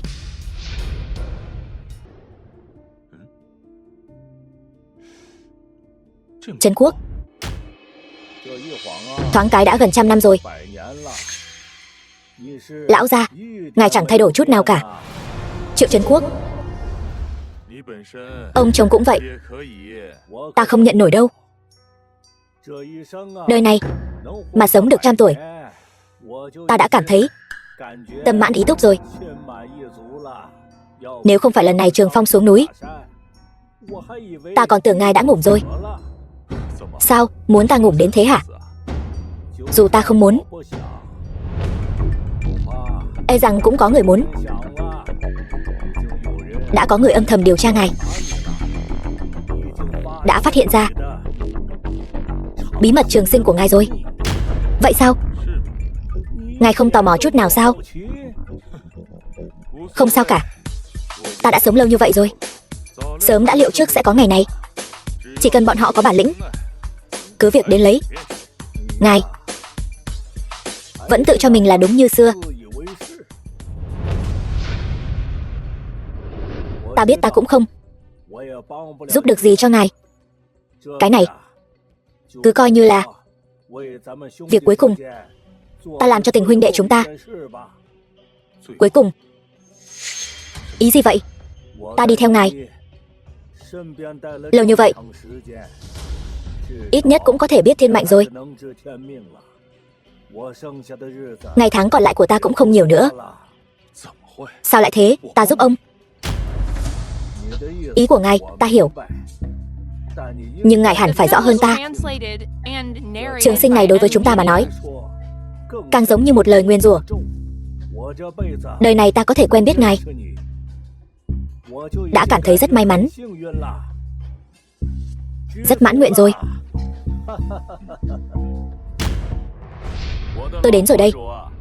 Sao ngài lại lén chạy ra ngoài nữa vậy? Ở nhà mãi, chán quá. Ra ngoài đi dạo một chút. Cơ thể ngài bây giờ cần nghỉ ngơi. Đại tế tự, không chịu nổi sự lao lực như vậy đâu. Không sao đâu, không sao đâu.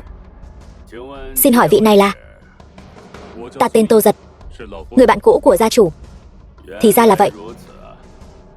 Ngài chính là người hôm qua gây chấn động cả Đại Giang. Nếu không phải thuộc hạ nói cho ta biết, ta còn không biết. Lão các chủ, ngài còn có người bạn trẻ tuổi như vậy, ai mà chẳng có vài người bạn vong niên chứ. Ta và Tô Giật chỉ là duyên phận thôi. Người có thể kết bạn với ngài chắc hẳn cũng không phải người tầm thường. Ta là đại tế tự đời thứ 13, hiện tại cũng phụ trách chăm sóc. Lão các chủ, không biết tiểu hữu có hứng thú kết bạn với ta không? Đại tế tự, cũng không còn sớm nữa, ta muốn về nghỉ sớm. Ta đã nói rồi, ngài cần nghỉ ngơi nhiều hơn. Xem kìa, không chịu nổi rồi chứ gì. 2 ngày nay ngài cũng vất vả rồi. Vậy ta xin phép đưa lão các chủ về trước. Vất vả rồi. Đi đây.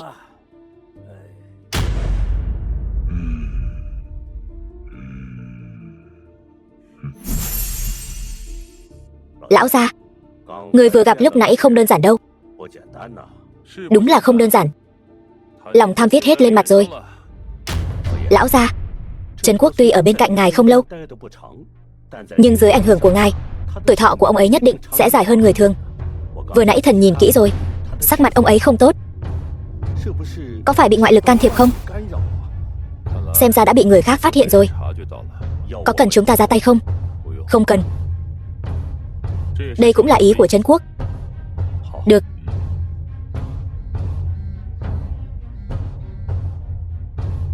Alo, Trường Phong. Lão gia, bên thần có phát hiện rồi. Gì cơ? Được, ta qua ngay đây. Lão gia. Trường Phong, bên ông điều tra được gì rồi sao? Vâng. Ngài xem.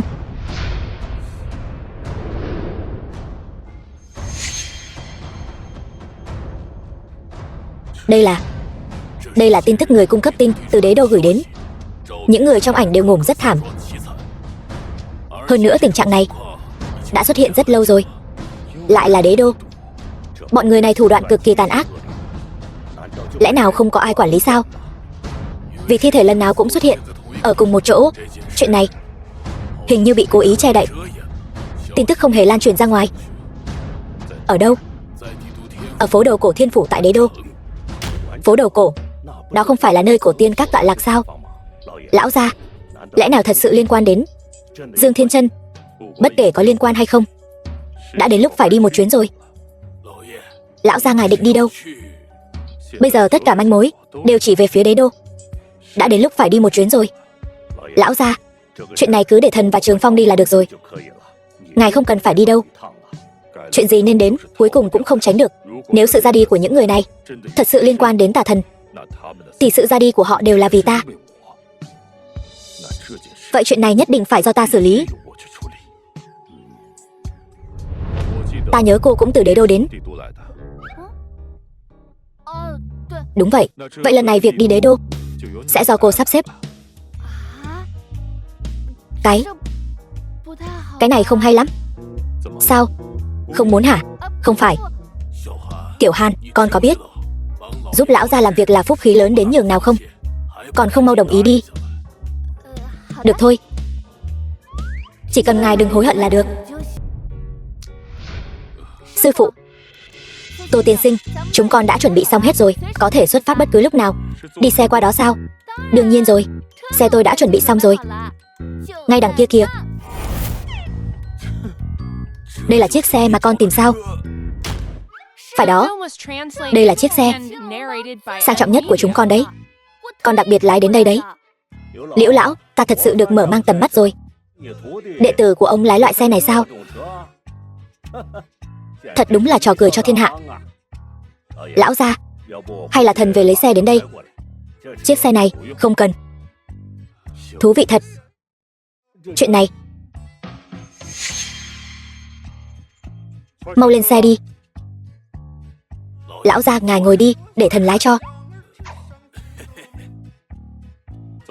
Sao vậy, xe cô mang đến lại để tôi lái sao? Để tôi lái. Lão gia, ngài thích xe ba bánh từ khi nào vậy? Ít nói nhảm thôi, mau lên xe. Còn thần nữa, lão gia, đợi thần với. Sao vậy? Ta đã nói với ngươi rồi mà. Không có việc gì thì đừng đến tìm ta. Tà thần đại nhân, thật sự xin lỗi ngài. Nhưng có một chuyện tôi nhất định phải bẩm báo với ngài một chút. Chuyện gì? Vị đại nhân kia đã xuất hiện rồi. Ngươi nói Tô Giật sao? Đúng vậy. Rất tốt. Rất tốt. Cuối cùng cũng xuất hiện rồi. Ta đã dụ hắn lâu như vậy. Con cá cuối cùng cũng cắn câu rồi. Lần này ta nhất định sẽ giày vò cho hắn đau khổ. Vâng, mọi chuyện đều nhờ vào tà thần đại nhân. Tô Giật, ngày tàn của ngươi đã đến rồi. Nơi này. Được rồi, đây chính là phố đầu cổ Thiên Phủ.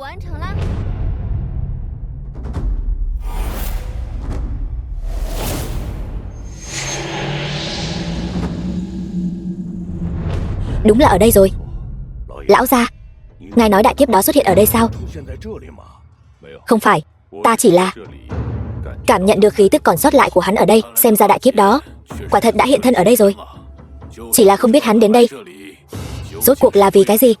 Vào xem thử thì sẽ biết thôi. Hai người các ngươi về trước đi. Nhưng ở đây người đông mắt tạp, ta không thích quá phô trương. Lão gia, nếu ngài gặp nguy hiểm, chúng tôi... Nguy hiểm? Nếu là nguy hiểm mà ngay cả ta cũng không giải quyết được, hai người các ngươi ở đây thì có ích gì chứ? Lão gia nói đúng. Chúng thần đi xem những nơi khác trước. Đi thôi. Vậy tôi cũng xin cáo lui trước. Không làm phiền Tô tiên sinh, cô ở lại đây kể cho ta nghe rắc rối của Thanh Long hội. Vâng. Tô tiên sinh, tình hình vừa nãy của Thanh Long hội ngài cũng thấy rồi đấy. Sao hả, không tin ta ư? Không phải. Cái đó tôi chỉ là cảm thấy chuyện nhỏ này không tiện làm phiền Tô tiên sinh cho lắm. Không sao, cô đã là đệ tử của Trường Phong thì ta cũng coi như là sư tổ của cô. Nếu thật sự gặp phải khó khăn gì, cứ nói với ta hoặc Trường Phong là được. Vâng. Đó không phải là Tô Giật tiểu hữu sao? Dương Mị, Triệu Linh Nhi, Mạc Vũ. Tôi còn nói sao hai vị nhìn quen mắt thế. Hóa ra là Tô tiên sinh và Giang tiểu thư. Hai vị đến Đế Đô từ khi nào vậy? Cũng không báo trước một tiếng. Bọn ta đến Đế Đô chỉ là tiện thể đi dạo thôi. Không ngờ lại nhanh chóng bị các vị phát hiện ra rồi. Vậy thì tốt quá rồi. Cổ tiên các chúng tôi gần đây đã sưu tầm được một lô bảo vật mới, hôm nay đang chuẩn bị trưng bày.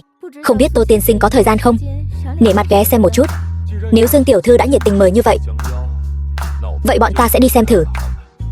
Tô tiên sinh, vậy tôi xin phép. Giang tiểu thư, cô cũng đi cùng đi. Cô hiện là đệ tử của Liễu lão, có thể thay Liễu lão đến tham quan cũng là vinh hạnh của cổ tiên các chúng tôi.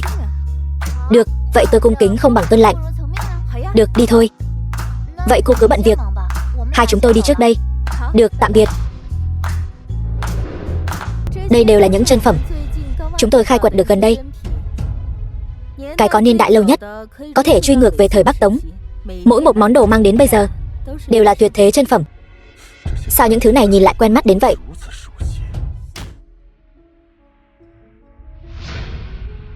Cái này là chén men lam rồng cuộn, sản xuất từ lò nung Quân Châu thời Tống. Tô tiên sinh có hứng thú sao? Mưa tạnh trời quang, nhuận như ngọc, hoa đọng sắc nước, ngưng thành châu.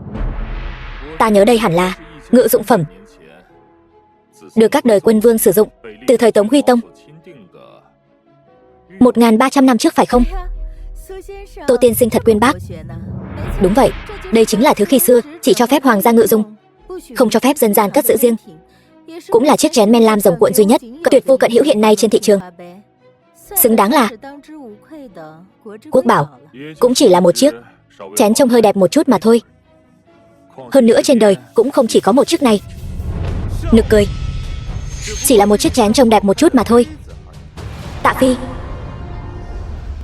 mày là loại nhà quê từ đâu đến vậy? Lại có thể nói ra lời ngu dốt như thế. Tạ Phi, cậu đến làm gì? Không được vô lễ với khách quý của cổ tiên các chúng tôi. Hóa ra là Tạ gia Huyền Cơ. Sao vậy? Rất nổi tiếng sao? Đương nhiên rồi. Tạ gia là một trong 3 siêu cấp gia tộc lớn của đế đô. Không chỉ liên minh với Liên minh Thương hội Đại Đô, nắm giữ phần lớn ngành sản xuất của cả nước. Hơn nữa, quan hệ với Ngự Thần Điện cũng vô cùng mật thiết. Có thế lực rất lớn trong đế đô. Nói như vậy, thế lực ở đế đô vẫn rất phức tạp nhỉ? Vậy còn hai nhà kia thì sao? Hai nhà còn lại duy trì quan hệ hữu hảo với nhiều thế lực ở đế đô. Thẩm gia Dược Đạo, còn có Long gia Khiếu Thiên, qua lại vô cùng mật thiết với đại tế tự hiện nay. Từ khi nào ngay cả loại quê mùa này cũng có thể gọi là khách quý vậy? Tôi thấy cổ tiên các của các người càng ngày càng sa sút. Hỗn sự, Tạ Phi. Cổ tiên các chúng tôi làm việc, khi nào đến lượt Tạ gia các người khoa tay múa chân? Cổ tiên các, nếu là trước kia tôi còn có thể tôn trọng các người một chút, nhưng bây giờ cổ tiên các tự xưng là nơi sưu tầm đồ cổ hàng đầu cả nước. Ngay cả một món bảo vật gia hồn cũng không lấy ra được, còn phải dựa vào những thứ không minh bạch để duy trì sinh kế. Còn xứng đáng gọi là cổ tiên các sao? Cậu, những món đồ sưu tầm này của chúng tôi có món nào mà không sạch sẽ, không có nguồn gốc chứ? Tạ Phi, tôi thấy cậu không phải đến tham quan mà là cố ý đến phá rối phải không? Đúng vậy, hôm nay tôi chính là đến phá đám. Cô cắn ta đi. Đây là túi thơm bạc mạ vàng. Cậu lấy từ đâu ra vậy? Tôi là thương nhân. Đồ của thương nhân đương nhiên là dùng tiền mua về rồi. Hơn nữa thứ này còn là thứ được chọn ra từ những đồ đào được ở cổ tiên các của các người. Thứ này của tôi, so với những món đồ trưng bày này của các người, ai hơn ai một bậc đây. Cái gì? Thứ này tôi đã nhờ giáo sư Hứa của Đại học Đế Đô nghiên cứu qua rồi, là đồ thật. Cô còn gì muốn nói không, Dương tiểu thư? Giáo sư Hứa, món đồ quả thực là hàng thật. Tạ Phi, rốt cuộc cậu muốn làm gì? Tạ gia chúng tôi là nhờ vào ngành sản xuất mà phát đạt, thỉnh thoảng cũng sẽ chơi những món đồ cổ này. Nếu Tạ gia và cổ tiên các cùng nhau liên thủ mạnh mẽ, thì địa vị của cổ tiên các người nhất định sẽ vượt xa hơn bây giờ. Cậu muốn hợp tác thế nào? Hợp tác rất đơn giản, chỉ cần cô gả cho tôi. Chuyện hợp tác chỉ cần một lời nói của tôi là được. Tạ Phi, cậu nằm mơ đi. Tôi có ngủm cũng không gả cho loại người như cậu đâu. Vậy hôm nay tôi sẽ làm to chuyện này lên. Tôi nghĩ với thực lực của Tạ gia, bồi dưỡng thêm một cổ tiên các nữa cũng chỉ là chuyện nhỏ mà thôi. Cậu chẳng qua chỉ là một món đồ giả mà thôi. Mày không nói lời nào, không ai coi mày là người câm đâu. Không có kiến thức còn ra đây giả vờ cái gì? Ta thấy người không có kiến thức là cậu mới đúng. Túi thơm bạc mạ vàng thật sự, sau khi Đường Huyền Tông tặng cho Dương Ngọc Hoàn, đã sớm bị người ta trộm đi rồi. Còn cái này của Dương Ngọc Hoàn là sau này tìm người làm lại. Tôi chưa từng nghe nói trong sử sách có ghi chép chuyện này. Tôi thấy là các người tự mình bịa đặt ra, nói cứ như thật vậy. Dương Mị, tên ngốc này cô mời từ đâu đến vậy? Này, nói ai là tên ngốc đấy? Cái thứ này của anh, nếu không có vấn đề gì, anh vội cái gì? Cô lại là kẻ nào đây? Sao không có chút tố chất nào vậy? Lão nương ngồi không đổi họ, đứng không đổi tên. Lão nương là bang chủ Thanh Long hội, Giang Dĩ Hàn.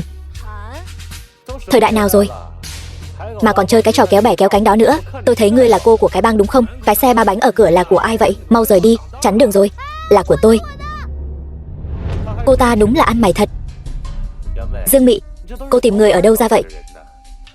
Nếu chuyện này mà đồn ra ngoài, danh tiếng của cổ tiên các sẽ bị hủy hoại hết.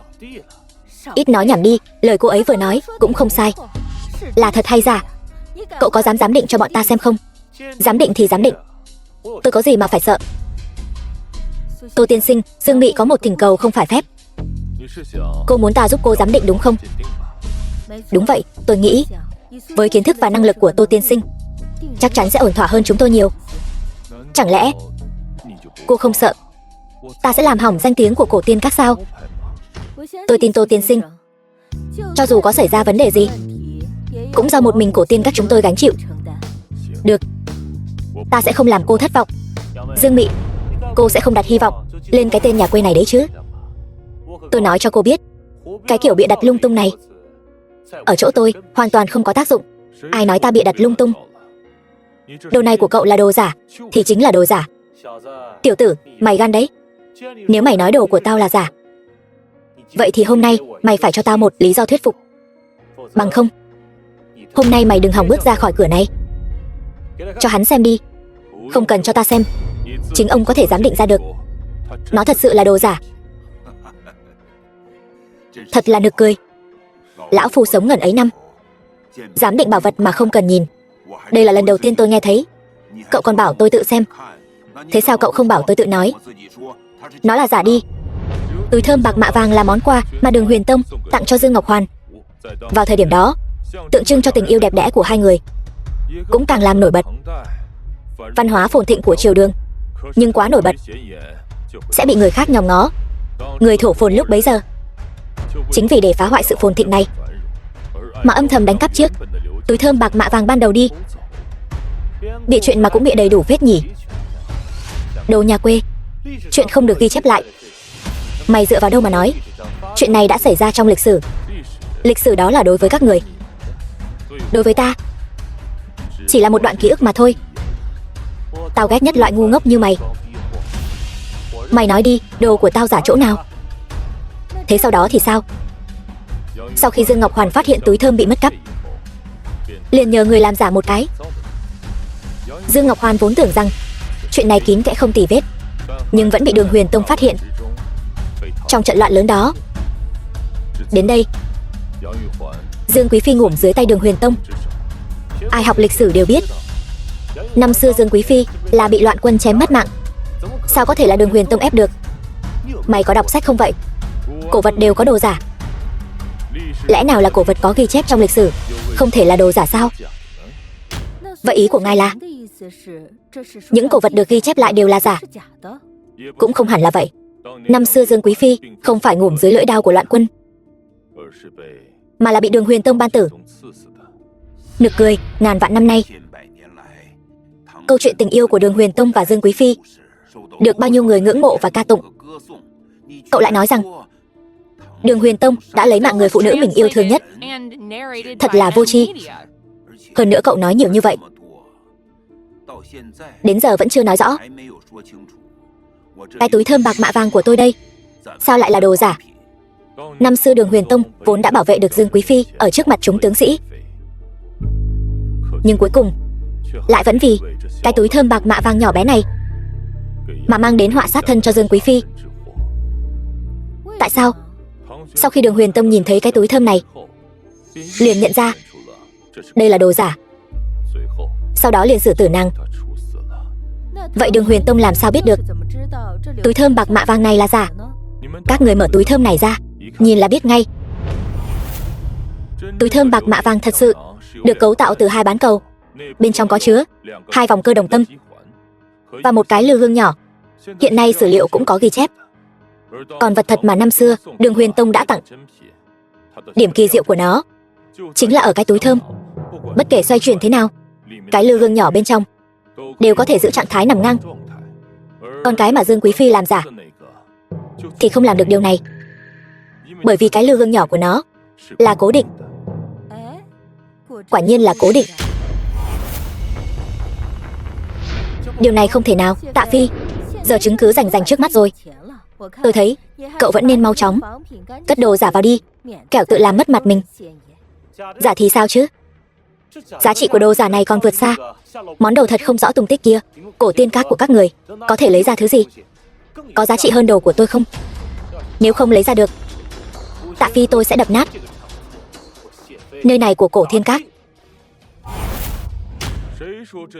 Ai nói đồ thật không rõ tung tích? Tiểu tử, tao thừa nhận mày biết khá nhiều chuyện, nhưng trong giới cổ vật phải nói chuyện thực tế. Mày sẽ không nói đồ thật đang ở trong tay mày đấy chứ? Thật trùng hợp, đồ thật đúng là đang ở trong tay ta. Đây lẽ nào là cái còn lại Này tiểu tử, đừng tưởng tùy tiện lấy một món đồ trợ ra là có thể lừa tao. Cái này của mày chỉ là đồ giả thôi. Là giả hay thật, các người tự mình kiểm tra thì sẽ biết thôi. Hôm nay tao sẽ cho mày ngủ một cách rõ ràng. Giáo sư Hứa, ông xem giúp tôi. Nếu thứ này là giả, hôm nay Dương Mị cô phải cho tôi một lời giải thích. Còn nữa, thằng nhóc này hôm nay nhất định phải quỳ xuống cầu xin tôi tha mạng. Tạ Phi, cậu đừng quá đáng. Không sao, hắn muốn tra thì cứ để hắn tra. Nhưng nếu là thật thì cậu hãy quỳ xuống, tự tát vào mặt mình 100 cái và xin lỗi Dương tiểu thư. Giáo sư không cần xem đâu, thứ này nhìn cái là biết giả rồi. Nếu là thật thì đã sớm gây chấn động cả nước rồi. Không cần thiết phải lãng phí thời gian ở đây với hắn ta nữa. Bây giờ tao đã nóng lòng muốn xem cái dáng vẻ mày quỳ xuống cầu xin tao tha mạng. Không thể nào, điều này tuyệt đối không thể nào. Tô tiên sinh, thứ này cậu lấy từ đâu ra vậy? Sao nào, tra xong chưa? Nhìn kỹ đây, hàng thật đấy. Đúng là hàng thật rồi. Hàng thật sao lại ở trong tay tên nhà quê như mày được? Túi thơm bạc mạ vàng này, bất kể là chất liệu sử dụng hay kỹ thuật chế tác, đều hoàn toàn phù hợp với ghi chép trong sử sách. Đây chính là thứ mà Đường Huyền Tông năm xưa tặng cho Dương Ngọc Hoàn, là hàng thật đấy. Không thể nào, một bảo vật như thế này xuất hiện, tại sao lại không có chút tin tức nào vậy? Bảo vật? Cái này chẳng qua chỉ là một món đồ trang trí đẹp mắt thôi. Lúc đó ta đã làm rất nhiều, tặng cho rất nhiều người. Có gì mà phải ngạc nhiên thế? Hắn nói do mình làm ra kia. Tôi đã bảo thứ này là giả mà. Giáo sư, ông đừng để hắn lừa. Cái này, Tô tiên sinh, cậu nói thứ này là do cậu tự tay làm sao? Có thật không vậy? Cái này vốn là do ta tặng cho Đường Huyền Tông. Dương Mị, cô nghe xem hắn ta nói cái gì kia. Tôi còn tưởng cô mời được cao nhân ẩn thế nào chứ. Không ngờ lại là một tên thần kinh trốn ra từ bệnh viện tâm thần. Tôi về rồi. Lại xảy ra chuyện gì vậy? Thằng nhóc, hôm nay tao không có thời gian rảnh để nói nhảm với mày. Dương Mị, hôm nay nếu cô không thể làm tôi hài lòng, còn thằng nhóc này hôm nay không quỳ xuống xin lỗi, hôm sau tôi sẽ khiến Cổ Tiên Các từ nay biến mất khỏi đế đô. Bảo ta quỳ xuống cầu xin tha mạng sao? E rằng cậu không có phúc hưởng đâu. Tao không có phúc hưởng sao? Mày có biết Tạ gia bọn tao có địa vị thế nào ở đế đô không? Người chống lưng cho bọn tao là Đại Đốc Thương hội và Ngự Thần Điện. Đừng nói là mày, cho dù là Cổ Tiên Các cũng không xứng cho tao để mắt đến. Bảo mày quỳ xuống trước mặt tao là vinh hạnh của mày đấy. Vậy sao? Tạ gia từ khi nào lại có bản lĩnh lớn như vậy? Cha đến rồi.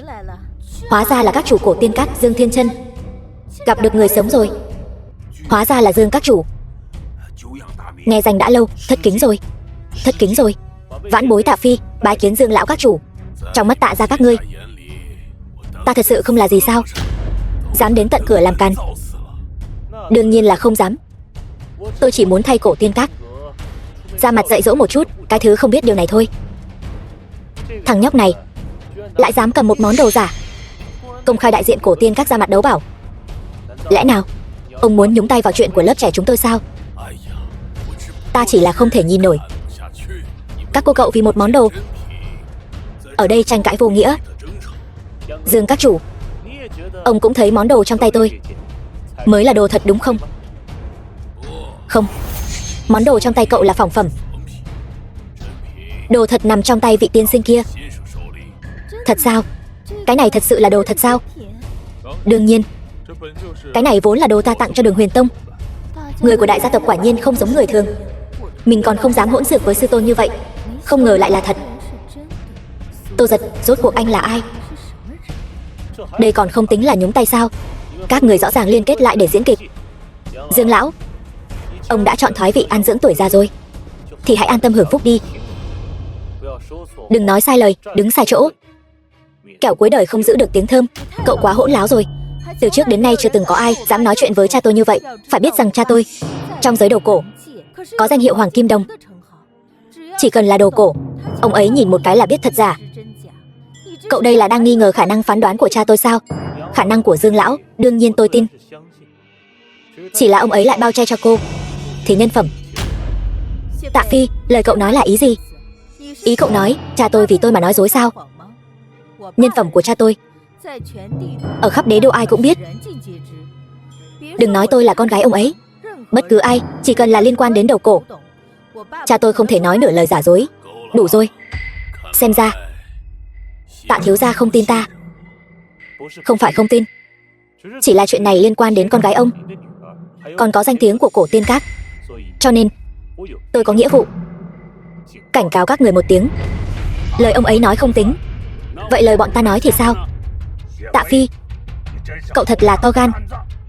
Ngô đại nhân, Triệu tổng, hai vị sao lại đến đây? Tôi còn định 2 hôm nữa dành thời gian đến thăm hai vị. Nếu bọn ta không đến hôm nay, cậu chẳng phải sẽ lật tung trời lên sao? Cậu dám mượn danh tiếng của bọn ta ở đây làm càn? Tuyệt đối không có chuyện này. Tôi chỉ là gặp phải thằng nhóc danh không biết trời cao đất dày này, thay cổ tiên các ra tay dạy dỗ một chút mà thôi. Là vị đại nhân đó. Đúng vậy, cả đời này tôi không thể quên được khuôn mặt ngài ấy. Dương Mị bái kiến Triệu thúc, bái kiến Ngô điện chủ.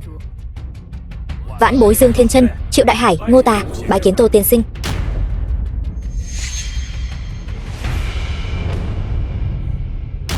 Quỳ xuống rồi. Không ngờ ngay cả điện chủ Ngự Thần Điện cũng quỳ xuống trước sư tổ của mình. Vị sư tổ nhặt được này, mình thật sự phát tài lớn rồi. Sao có thể như vậy? Rốt cuộc thằng nhóc này có lai lịch gì? Không ngờ các ngươi vẫn còn nhớ ta. Nhưng bây giờ người đông mắt tạp, các ngươi đứng dậy trước đi, ta không muốn quá phô trương. Vâng. Thật sự xin lỗi Tô tiên sinh, gặp được ngài thật sự quá kích động, nhất thời khó kiềm chế. Lần này ngài giá lâm đế đô, sao không thông báo trước cho chúng tôi? Chúng tôi thật sự đã chậm trễ rồi. Ôi trời, ba lão già này, đây là lần đầu tiên mình thấy bọn họ đối xử với người khác khách khí như vậy. Xem ra Tô giật này có lai lịch không nhỏ. Ta vốn dĩ đến để xử lý một chuyện, nhưng lúc này giải quyết chuyện này trước đã. Cậu nói đúng không? Tạ tổng, vừa nãy là ai nói ta là đồ nhà quê, còn muốn ta quỳ xuống cầu xin tha mạng? Cái gì? Tạ Phi, cậu có biết Tô tiên sinh là ai không hả? Cậu gan thật lớn, quả thực là không biết tốt xấu, còn dám bắt Tô tiên sinh quỳ xuống. Cả thế gian này còn chưa có ai có thể khiến Tô tiên sinh quỳ gối. Ta thấy nhà họ Tạ các ngươi là muốn bị diệt tộc đúng không? Ngô đại nhân, Triệu tổng, tôi chỉ là thấy hắn ở đây bịa đặt lung tung, cho nên mới lên tiếng ngăn cản. Tôi cũng là vì muốn bảo vệ thanh danh của cổ tiên các mà. Cha tôi vừa mới xác nhận vật phẩm trên tay Tô tiên sinh là hàng thật rồi. Cậu lại cố chấp muốn sỉ nhục Tô tiên sinh. Tôi thấy cậu chỉ vì thể diện nhỏ nhoi của mình mà thôi. Ngô đại nhân, Triệu đại nhân, là lỗi của tôi, là tôi không nên cãi lại Tô tiên sinh đó. Ngài là đại nhân không chấp tiểu nhân, xin hãy tha cho nhà họ Tạ chúng tôi đi. Tô tiên sinh, ngài xem chuyện này giải quyết thế nào, ngài mới hài lòng. Nếu đã muốn hợp tác với cổ tiên các như vậy, vậy thì cho cậu ta một cơ hội. Thật sao Tô tiên sinh? Thật. Trước tiên, cậu đầu tư 50 tỷ vào cổ tiên các, không chiếm cổ phần, hơn nữa còn phải đến cổ tiên các quét dọn biển hiệu mỗi tháng, phải tự mình quét dọn. Như vậy chiêu bài của các ngươi mới có thể dựng lên được. Tô tiên sinh, 50 tỷ lại còn không chiếm cổ phần, đây có phải là sao hả? Đường đường là thiếu gia nhà họ Tạ, lẽ nào 50 tỷ cũng không có? Hay là cậu cảm thấy phương án đầu tư của ta có vấn đề gì sao? Không dám, không có ý kiến gì hết. Vậy mỗi tháng? Không được, mỗi tháng thì quá lâu rồi. Mỗi ngày đến quét dọn cổ tiên các được không? Chẳng phải chỉ dọn biển hiệu thôi sao? Bây giờ ta đổi ý rồi, không được sao? Được mà, tất cả tùy vào Tô tiên sinh quyết định. Cảm ơn anh, Tô giật. Bái kiến lão gia. Mọi người ngồi xuống đi. Không ngờ mấy chục năm không gặp, tiểu tử các ngươi vẫn còn nhớ đến ta. Mấy chục năm, sư tổ từ trong bụng mẹ đã quen biết mấy vị này rồi sao? Lão gia, 50 năm trước chính ngài đã cứu mấy người chúng tôi ở dưới đống đổ nát, lại còn tận tình chỉ dạy cho chúng tôi. Ân tình sâu nặng như vậy, làm sao có thể dễ dàng quên đi được? Ân nghĩa của ngài đối với chúng tôi nặng tựa Thái Sơn. Những thành tựu mà chúng tôi đạt được ngày hôm nay, tất cả đều nhờ sự nâng đỡ và ơn bồi dưỡng của lão gia. Nếu ngài không chê, tôi nguyện ý giao toàn bộ cổ tiên các cho ngài, đời đời nguyện làm người hầu của ngài. Cha. Đúng vậy, đại đốc thương hội của tôi có được ngày hôm nay cũng là do ngài ban cho. Chỉ cần ngài gật đầu, Đại đốc thương hội bất cứ lúc nào cũng có thể đổi chủ. Trong Ngự Thần Điện đều là những huynh đệ cùng tôi vào sinh ra tử. Mặc dù tôi không thể thay họ quyết định, nhưng Ngô Tả tôi nguyện vì lão gia sông pha dầu sôi lửa bỏng, không từ nan. Ôi trời, tiểu tử này lợi hại vậy sao? Đây là lần đầu tiên mình thấy cha cung kính với một người như vậy. Tôi cũng vậy. Xem ra chúng ta đều đã đánh giá thấp anh ta rồi. Tôi theo điện chủ chinh chiến nhiều năm, chưa từng thấy ông ấy khúm núm như vậy bao giờ. Tô Giật vậy mà lại khiến những lão già ở đế đô có thể một tay che trời này, tình nguyện từ bỏ những gì đang có. Rốt cuộc còn có chuyện gì mà anh ta không làm được nữa? Các ngươi không cần phải như vậy. Việc chúng ta gặp nhau năm xưa đều là duyên phận. Đối với các ngươi cũng không thể nói là chỉ dạy. Sở dĩ các ngươi có thể đạt được thành tựu ngày hôm nay đều là nhờ vào chính bản thân mình. Cho nên các ngươi không cần phải bận tâm. Hôm nay hình như còn thiếu một nhóc nữa, phải không? Bẩm lão gia, vẫn còn một người, chính là Thẩm Thạch Phong của Dược Vương Cốc. Hôm nay ông ấy đi chữa bệnh cho một đại nhân vật ở đế đô. Với thực lực hiện tại của Dược Vương Cốc, người có thể khiến Thẩm Thạch Phong đích thân ra tay cứu chữa e rằng không có mấy người đâu. Bẩm lão gia, người mà Thẩm Thạch Phong hôm nay đi cứu chữa chính là bằng hữu của ngài, lão quốc chủ Triệu Trấn Quốc. Trấn Quốc ông ấy thế nào rồi? Chỉ là bệnh cũ tái phát thôi, chắc không có gì đáng ngại. Huống hồ còn có Thạch Phong đích thân ra tay, rất nhanh sẽ không sao nữa. Lão gia, ngài lần này đến đây có phải còn có chuyện gì khác không? Ngài có bất kỳ yêu cầu nào, mấy lão già chúng tôi đây đều sẽ nghĩa bất dung từ. Nói mới nhớ, ta thật sự có một chuyện muốn hỏi các ngươi một chút.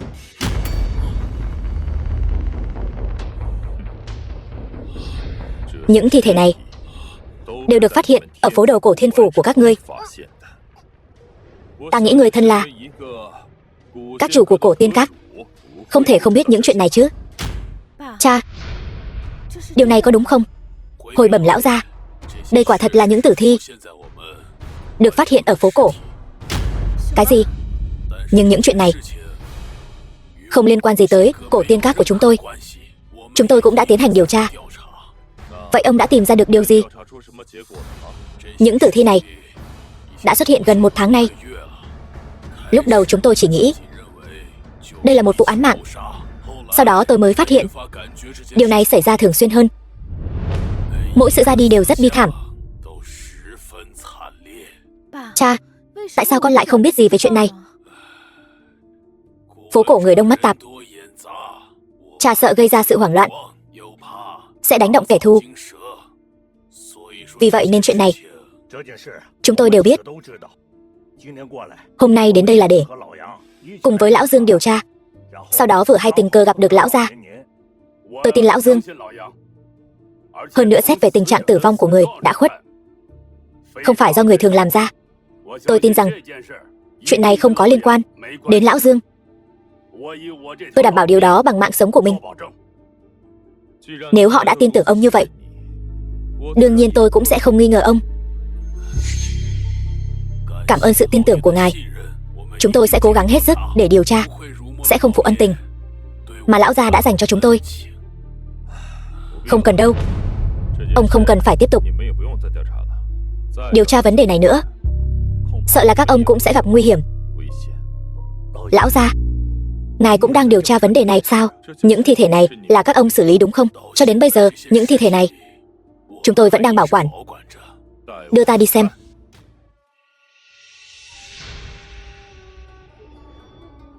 Lão gia, kể từ khi những sự việc này xảy ra, tất cả các tử thi đều được bảo quản ở đây. Thiên địa bất dung tà, chính khí tự hoành hành, lôi pháp trấn yêu linh, ngũ lôi diệt tà quái.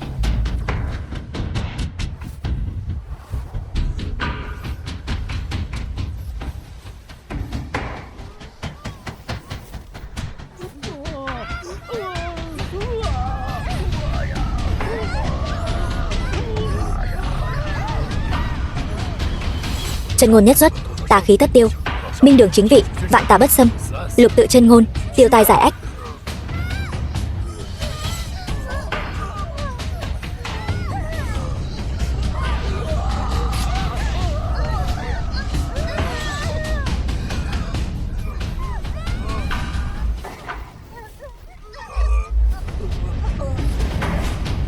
Đừng mà.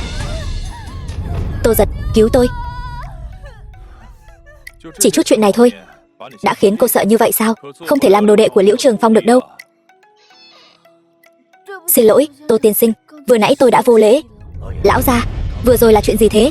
Khuôn mặt thật đáng sợ. Tôi thân là chiến thần, nhưng lại không thể chạm vào nó. Lão gia, lẽ nào đó là kẻ đã sát hại những người này? Vừa nãy là cấm chế mà hung thủ đã phong ấn lên tử thi, ngăn chặn họ không được tái sinh. Vậy nên vừa nãy lão gia ngài là đang giải phong ấn cho họ sao? Đúng. Ta còn nhân tiện điều tra vấn đề này. Phát hiện ra gì rồi sao?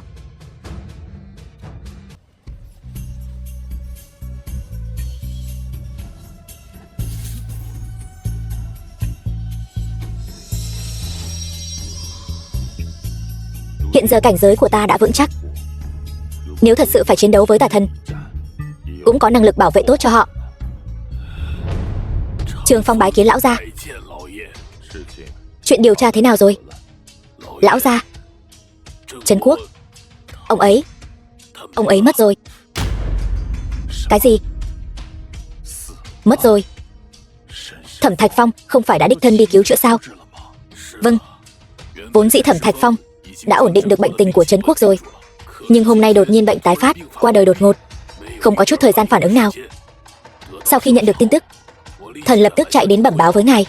Hơn nữa lão gia, khoảng thời gian này thần vẫn luôn điều tra vị đại tế tự này. Đây là tài liệu thần thu thập được về ông ta. Vị đại tế tự này nhìn bề ngoài thì quang minh chính đại, nhưng trên thực tế ông ta dường như thông qua một thủ đoạn nào đó khống chế Trấn Quốc. Hơn nữa, ông ta có quan hệ mật thiết với Long gia ở Đế Đô. Rất nhiều chuyện làm ăn mờ ám đều do Long gia xử lý. Ngoài ra, ông ta dường như vẫn luôn âm thầm quan sát ngài. Hơn nữa đã phát hiện ra bí mật của ngài từ người Trấn Quốc. Lần này sự ra đi của Trấn Quốc chắc hẳn có liên quan đến ông ta. Ta biết ông ấy sống không còn bao lâu nữa, nhưng không ngờ ngày này lại đến nhanh như vậy. Đã điều tra ra quan hệ giữa hắn và tà thần chưa? Cái này thì chưa. Thần và lão Thạch chia ra điều tra. Từ sau hôm chia tay với ngài, chúng thần không gặp lại nữa. Sao vậy? Lão Thạch không về gặp ngài sao? Không hay rồi. Phá Thiên gặp nguy hiểm. Chạy đi. Chạy tiếp đi. Không chạy nữa người sẽ không còn cơ hội đâu. Tà thần, Lão Phu liều mạng với ngươi. Chỉ với thiên mệnh thạch tinh yếu ớt như ngươi cũng dám một mình đến điều tra ta. Là ngươi quá tự tin, hay là chủ nhân của ngươi căn bản không coi ta ra gì? Tà thần, ngươi dùng bí pháp huyết tế này họa hại nhân gian. Ngươi tội ác tày trời. Nực cười. Nói những điều này với tà thần ta. Ngươi có biết ta bị phong ấn ngàn năm đã sống như thế nào không? Ta lúc nào cũng nghĩ đến việc tìm các ngươi báo thù. Bây giờ ta sẽ cho tất cả các ngươi ngủ cùng nhau. Ngươi nằm mơ. Chủ nhân của ta sẽ không để ngươi đắc thủ đâu. Tốt. Hôm nay ta sẽ đem thi thể của ngươi trả lại cho chủ nhân của ngươi, để chủ nhân của ngươi thấy tà thần ta đã trở lại.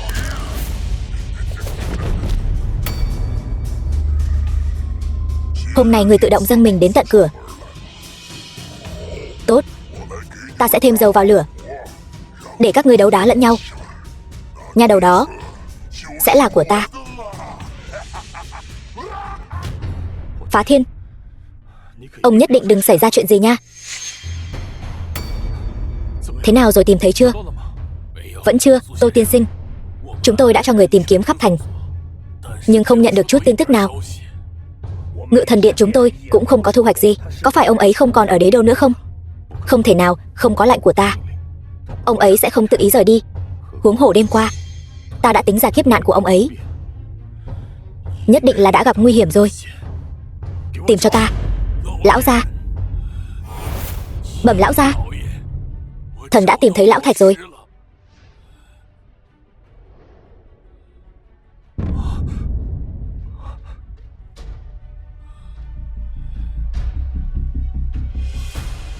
Không thể nào.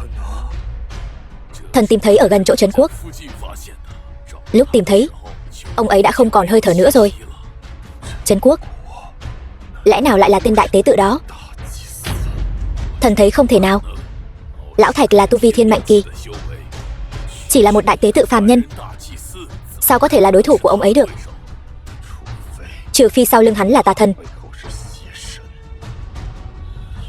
Trong vòng 1 ngày mất đi 2 người bạn thân. Tà thần, ta nhất định sẽ khiến người tan xương nát thịt, không được nhập luân hồi. Ý của ngài là ta sẽ đi báo thù?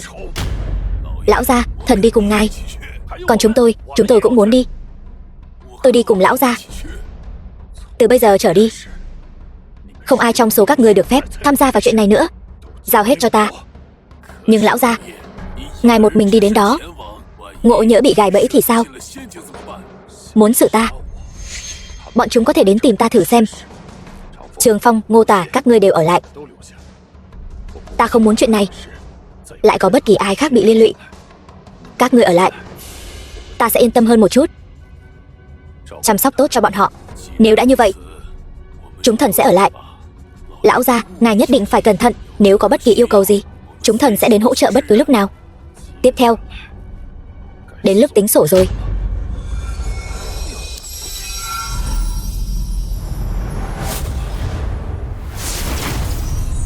Đại tế tự, ngươi sống thật thoải mái nhỉ?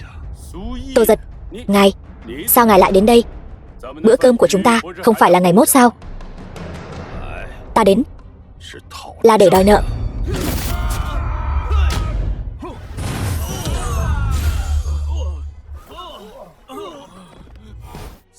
Tà thần ở đâu? Tô tiên sinh, ta vẫn luôn xem ngài là bạn. Hôm nay ngài tìm ta, tại sao lại có vẻ hận thù như vậy đối với ta? Ngươi thật sự muốn kết bạn với ta, hay là tham lam sự trường sinh bất lão của ta? Tô tiên sinh, ngài hiểu lầm rồi. Ta tuyệt đối không dám. Không nói sao? Tưởng rằng ta không tìm được sao? Hôm nay cho dù ta có tổn hao thọ nguyên, cũng phải tìm ra hắn. Tô tiên sinh, ngài nghe tôi giải thích. Giữa chúng ta nhất định có hiểu lầm. Vẫn còn cứng miệng sao? Nói cho ta biết sự ra đi của trấn quốc có phải do ngươi làm không? Không phải ta. Tô tiên sinh, không phải ta, là người của Dược Vương Cốc. Dược Vương Cốc? Ngươi có ý gì? Ta không thở được nữa. Ngươi nói Dược Vương Cốc là có ý gì? Thật ra, chuyện này có nhiều ẩn tình. Nói mau, nếu không bây giờ ta sẽ xử ngươi. Được, ta nói. Lão ra đi. Không phải do ta làm. Mặc dù ta luôn theo sát lão, nhưng sự ra đi của ông ấy quả thực là có người hãm hại. Ý ông là do Thẩm Thạch Phong của Dược Vương Cốc hãm hại. Ta cũng mới điều tra gần đây mới biết được. Mặc dù ta là người chăm sóc ông ấy, nhưng từ trước đến nay, người điều trị cho ông ấy luôn là Dược Vương Cốc. Bọn họ mượn danh người chữa bệnh, cho ông ấy uống một loại đan dược. Nhìn bề ngoài thì có vẻ tốt cho bệnh tình của các chủ, nhưng thực chất lại là thứ càng uống sẽ khiến nội tạng bị ăn mòn gần hết. Ta dựa vào đâu mà tin ngươi? Ta có chứng cứ. Ta có chứng cứ.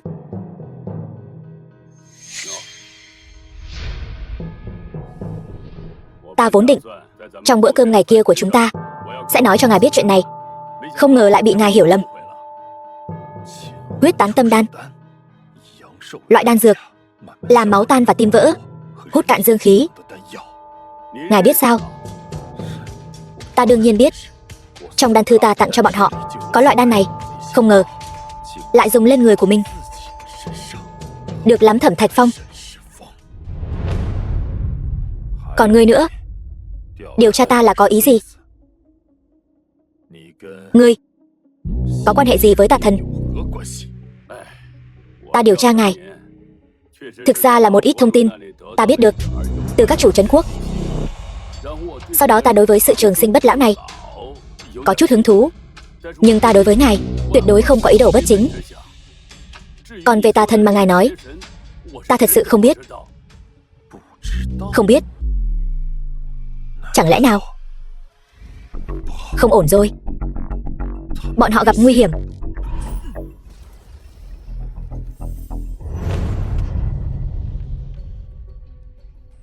Alo, Long thiếu. Cậu tranh thủ thời gian đi tra xem người của Dược Vương Cốc kia. Ôi trời, bớt nói nhảm đi.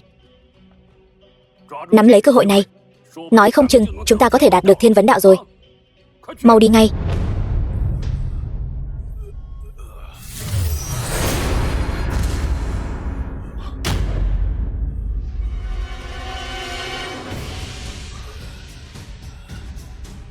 Lão gia, chuyện này là sao vậy? Trường Phong đã phụ sự ủy thác của ngài rồi, đã không thể bảo vệ tốt cho mọi người. Lão gia, là do tôi vô năng. Người đó quá mạnh rồi. Không trách các ngươi. Các ngươi khoan hãy nói. Ta trị thương cho các ngươi trước. Lão gia đừng quản chúng thần. Mau đi cứu Giang tiểu thư đi. Mục tiêu của tà thần là cô ấy. Hắn muốn mạng của tất cả mọi người ở đế đô.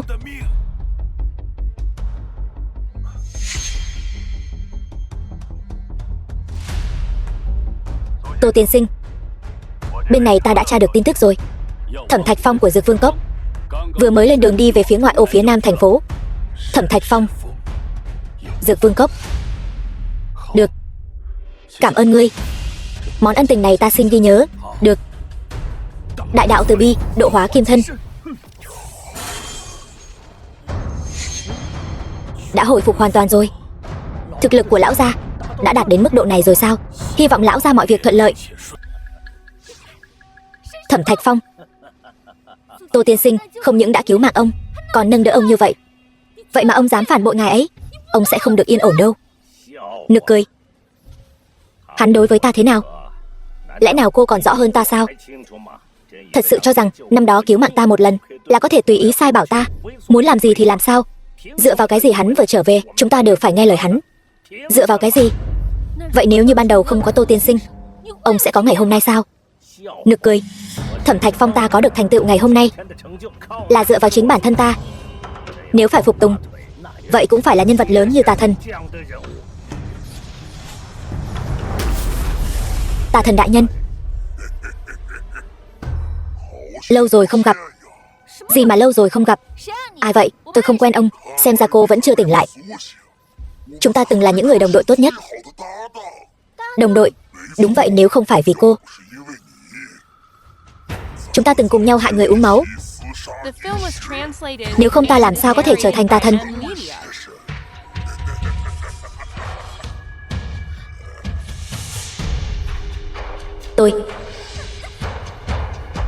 Tôi sao? Không.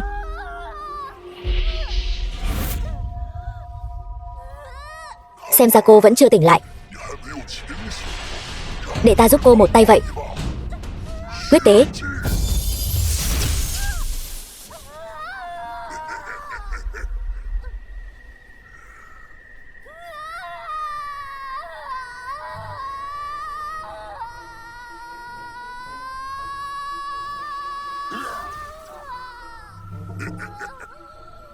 Đây là thứ ta đặc biệt chuẩn bị cho cô. Tà linh huyết tế trận. Tà thần kiếm tỉnh lại đi. Hưng phấn lên đi. Hãy để chúng ta cùng nhau đi hại người.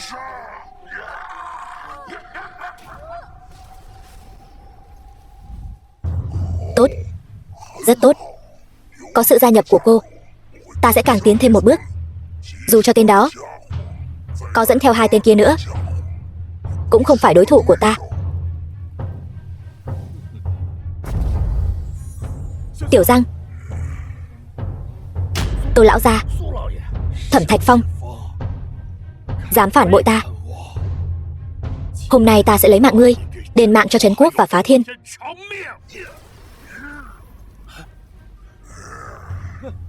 Tà thần đại nhân, cứu ta. Đừng sợ, có ta ở đây. Hắn không làm ngươi bị thương được đâu. Tô Giật, chúng ta lại gặp mặt rồi. Tà thần, xem ra mấy nghìn năm phong ấn này không khiến ngươi suy ngẫm kỹ lưỡng nhỉ? Vừa mới trở về đã làm nhiều chuyện thương thiên hại lý như vậy. Ngươi còn dùng huyết tế, loại huyết gọi hồn tiền kiếp thức tỉnh sát tâm đã ngủ. Ngươi không sợ bị trời phạt sao? Trời phạt? Ta chính là trời.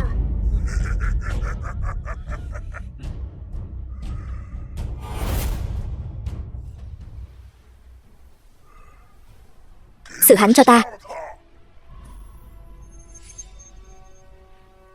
Ta thần kiếm một khi được thức tỉnh sẽ có năng lực diệt thần diệt tiên. Tô Giật, hôm nay ngươi chắc chắn không sống nổi. Tiểu tử ngươi ngủm chắc, sau này sẽ không còn ai có thể ra lệnh cho ta nữa. Ta thần kiếm, cô đang làm gì vậy? Còn không mau xử hắn đi.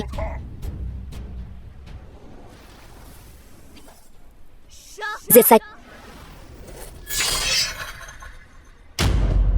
Tiểu Giang, là ta. Cô mau tỉnh lại đi. Là ta. Ta thần kiếm cô còn chờ gì nữa?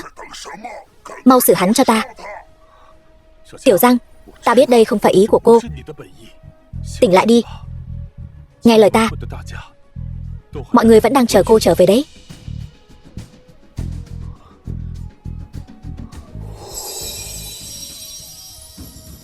Đáng ghét. Đồ vô dụng. Tâm ma khống hồn. Mở.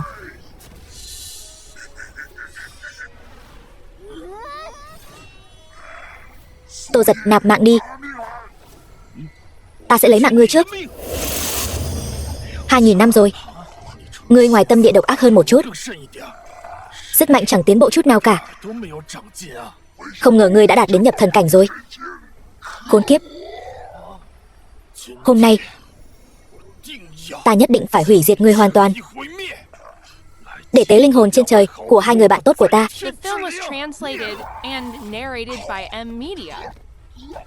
Tà thần đại nhân, còn có người Thẩm Thạch Phong.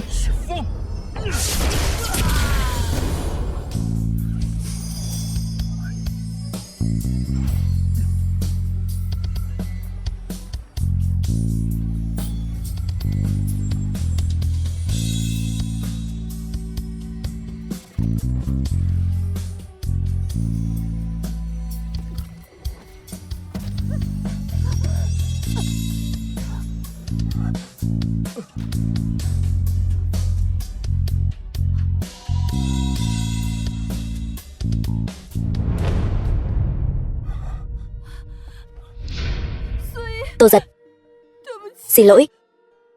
Xin lỗi. Tất cả là do tôi hại ngài. Tiểu Giang, ta đã hút hết tất cả oán khí trong cơ thể cô về phía ta rồi.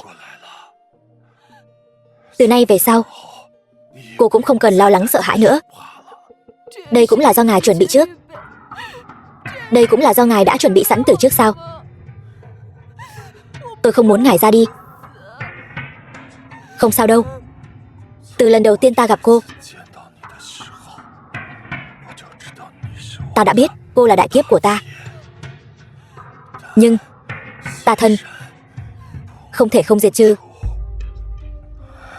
Cô hãy nhớ kỹ, tâm thiện thì quang minh, tâm ác thì hắc ám. Thiện ác tự tại trong tâm mình. Tiếp theo, giao hết cho cô vậy.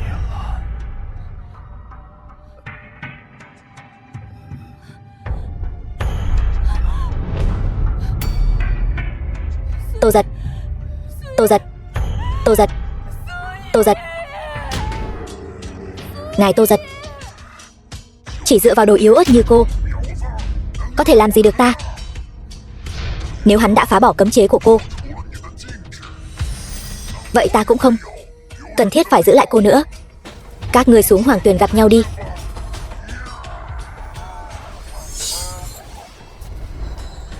Không thể nào.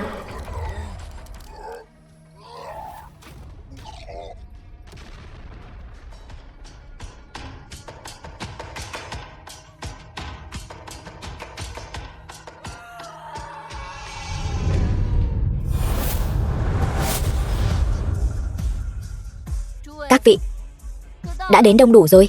Từ hôm nay trở đi sẽ do tôi thay thế Tô tiên sinh tiếp tục trấn giữ nhân gian. Còn những di vật được Tô tiên sinh di tặng cho tôi cũng sẽ chia sẻ với mọi người. Mong các vị chỉ giáo nhiều hơn. Trong thời gian này, nếu có ý kiến khác, đều có thể nêu ra. Cổ tiên các chúng tôi nguyện tôn Giang tiểu thư làm chủ, luôn phục vụ Giang tiểu thư. Mong Giang tiểu thư đối đãi chân thành với chúng tôi. Đại đốc thương hội chúng tôi tôn Giang tiểu thư làm chủ. Ngự thần điện chúng tôi cũng nguyện tôn Giang tiểu thư làm chủ. Đại tế tự chúng tôi nguyện hết lòng vì Giang tiểu thư. Long gia chúng tôi cũng nguyện ý. Mong Giang tiểu thư đối đãi chân thành với chúng tôi. Được, tôi nhất định không phụ sự phó thác của Tô tiên sinh. Tiên sinh, mọi việc đã sắp xếp ổn thỏa rồi. Cô vất vả rồi, cuối cùng cũng có thể nhàn rỗi một thời gian rồi. Đúng rồi, từ nay về sau, các người có thể gọi ta là Lâm Tiêu.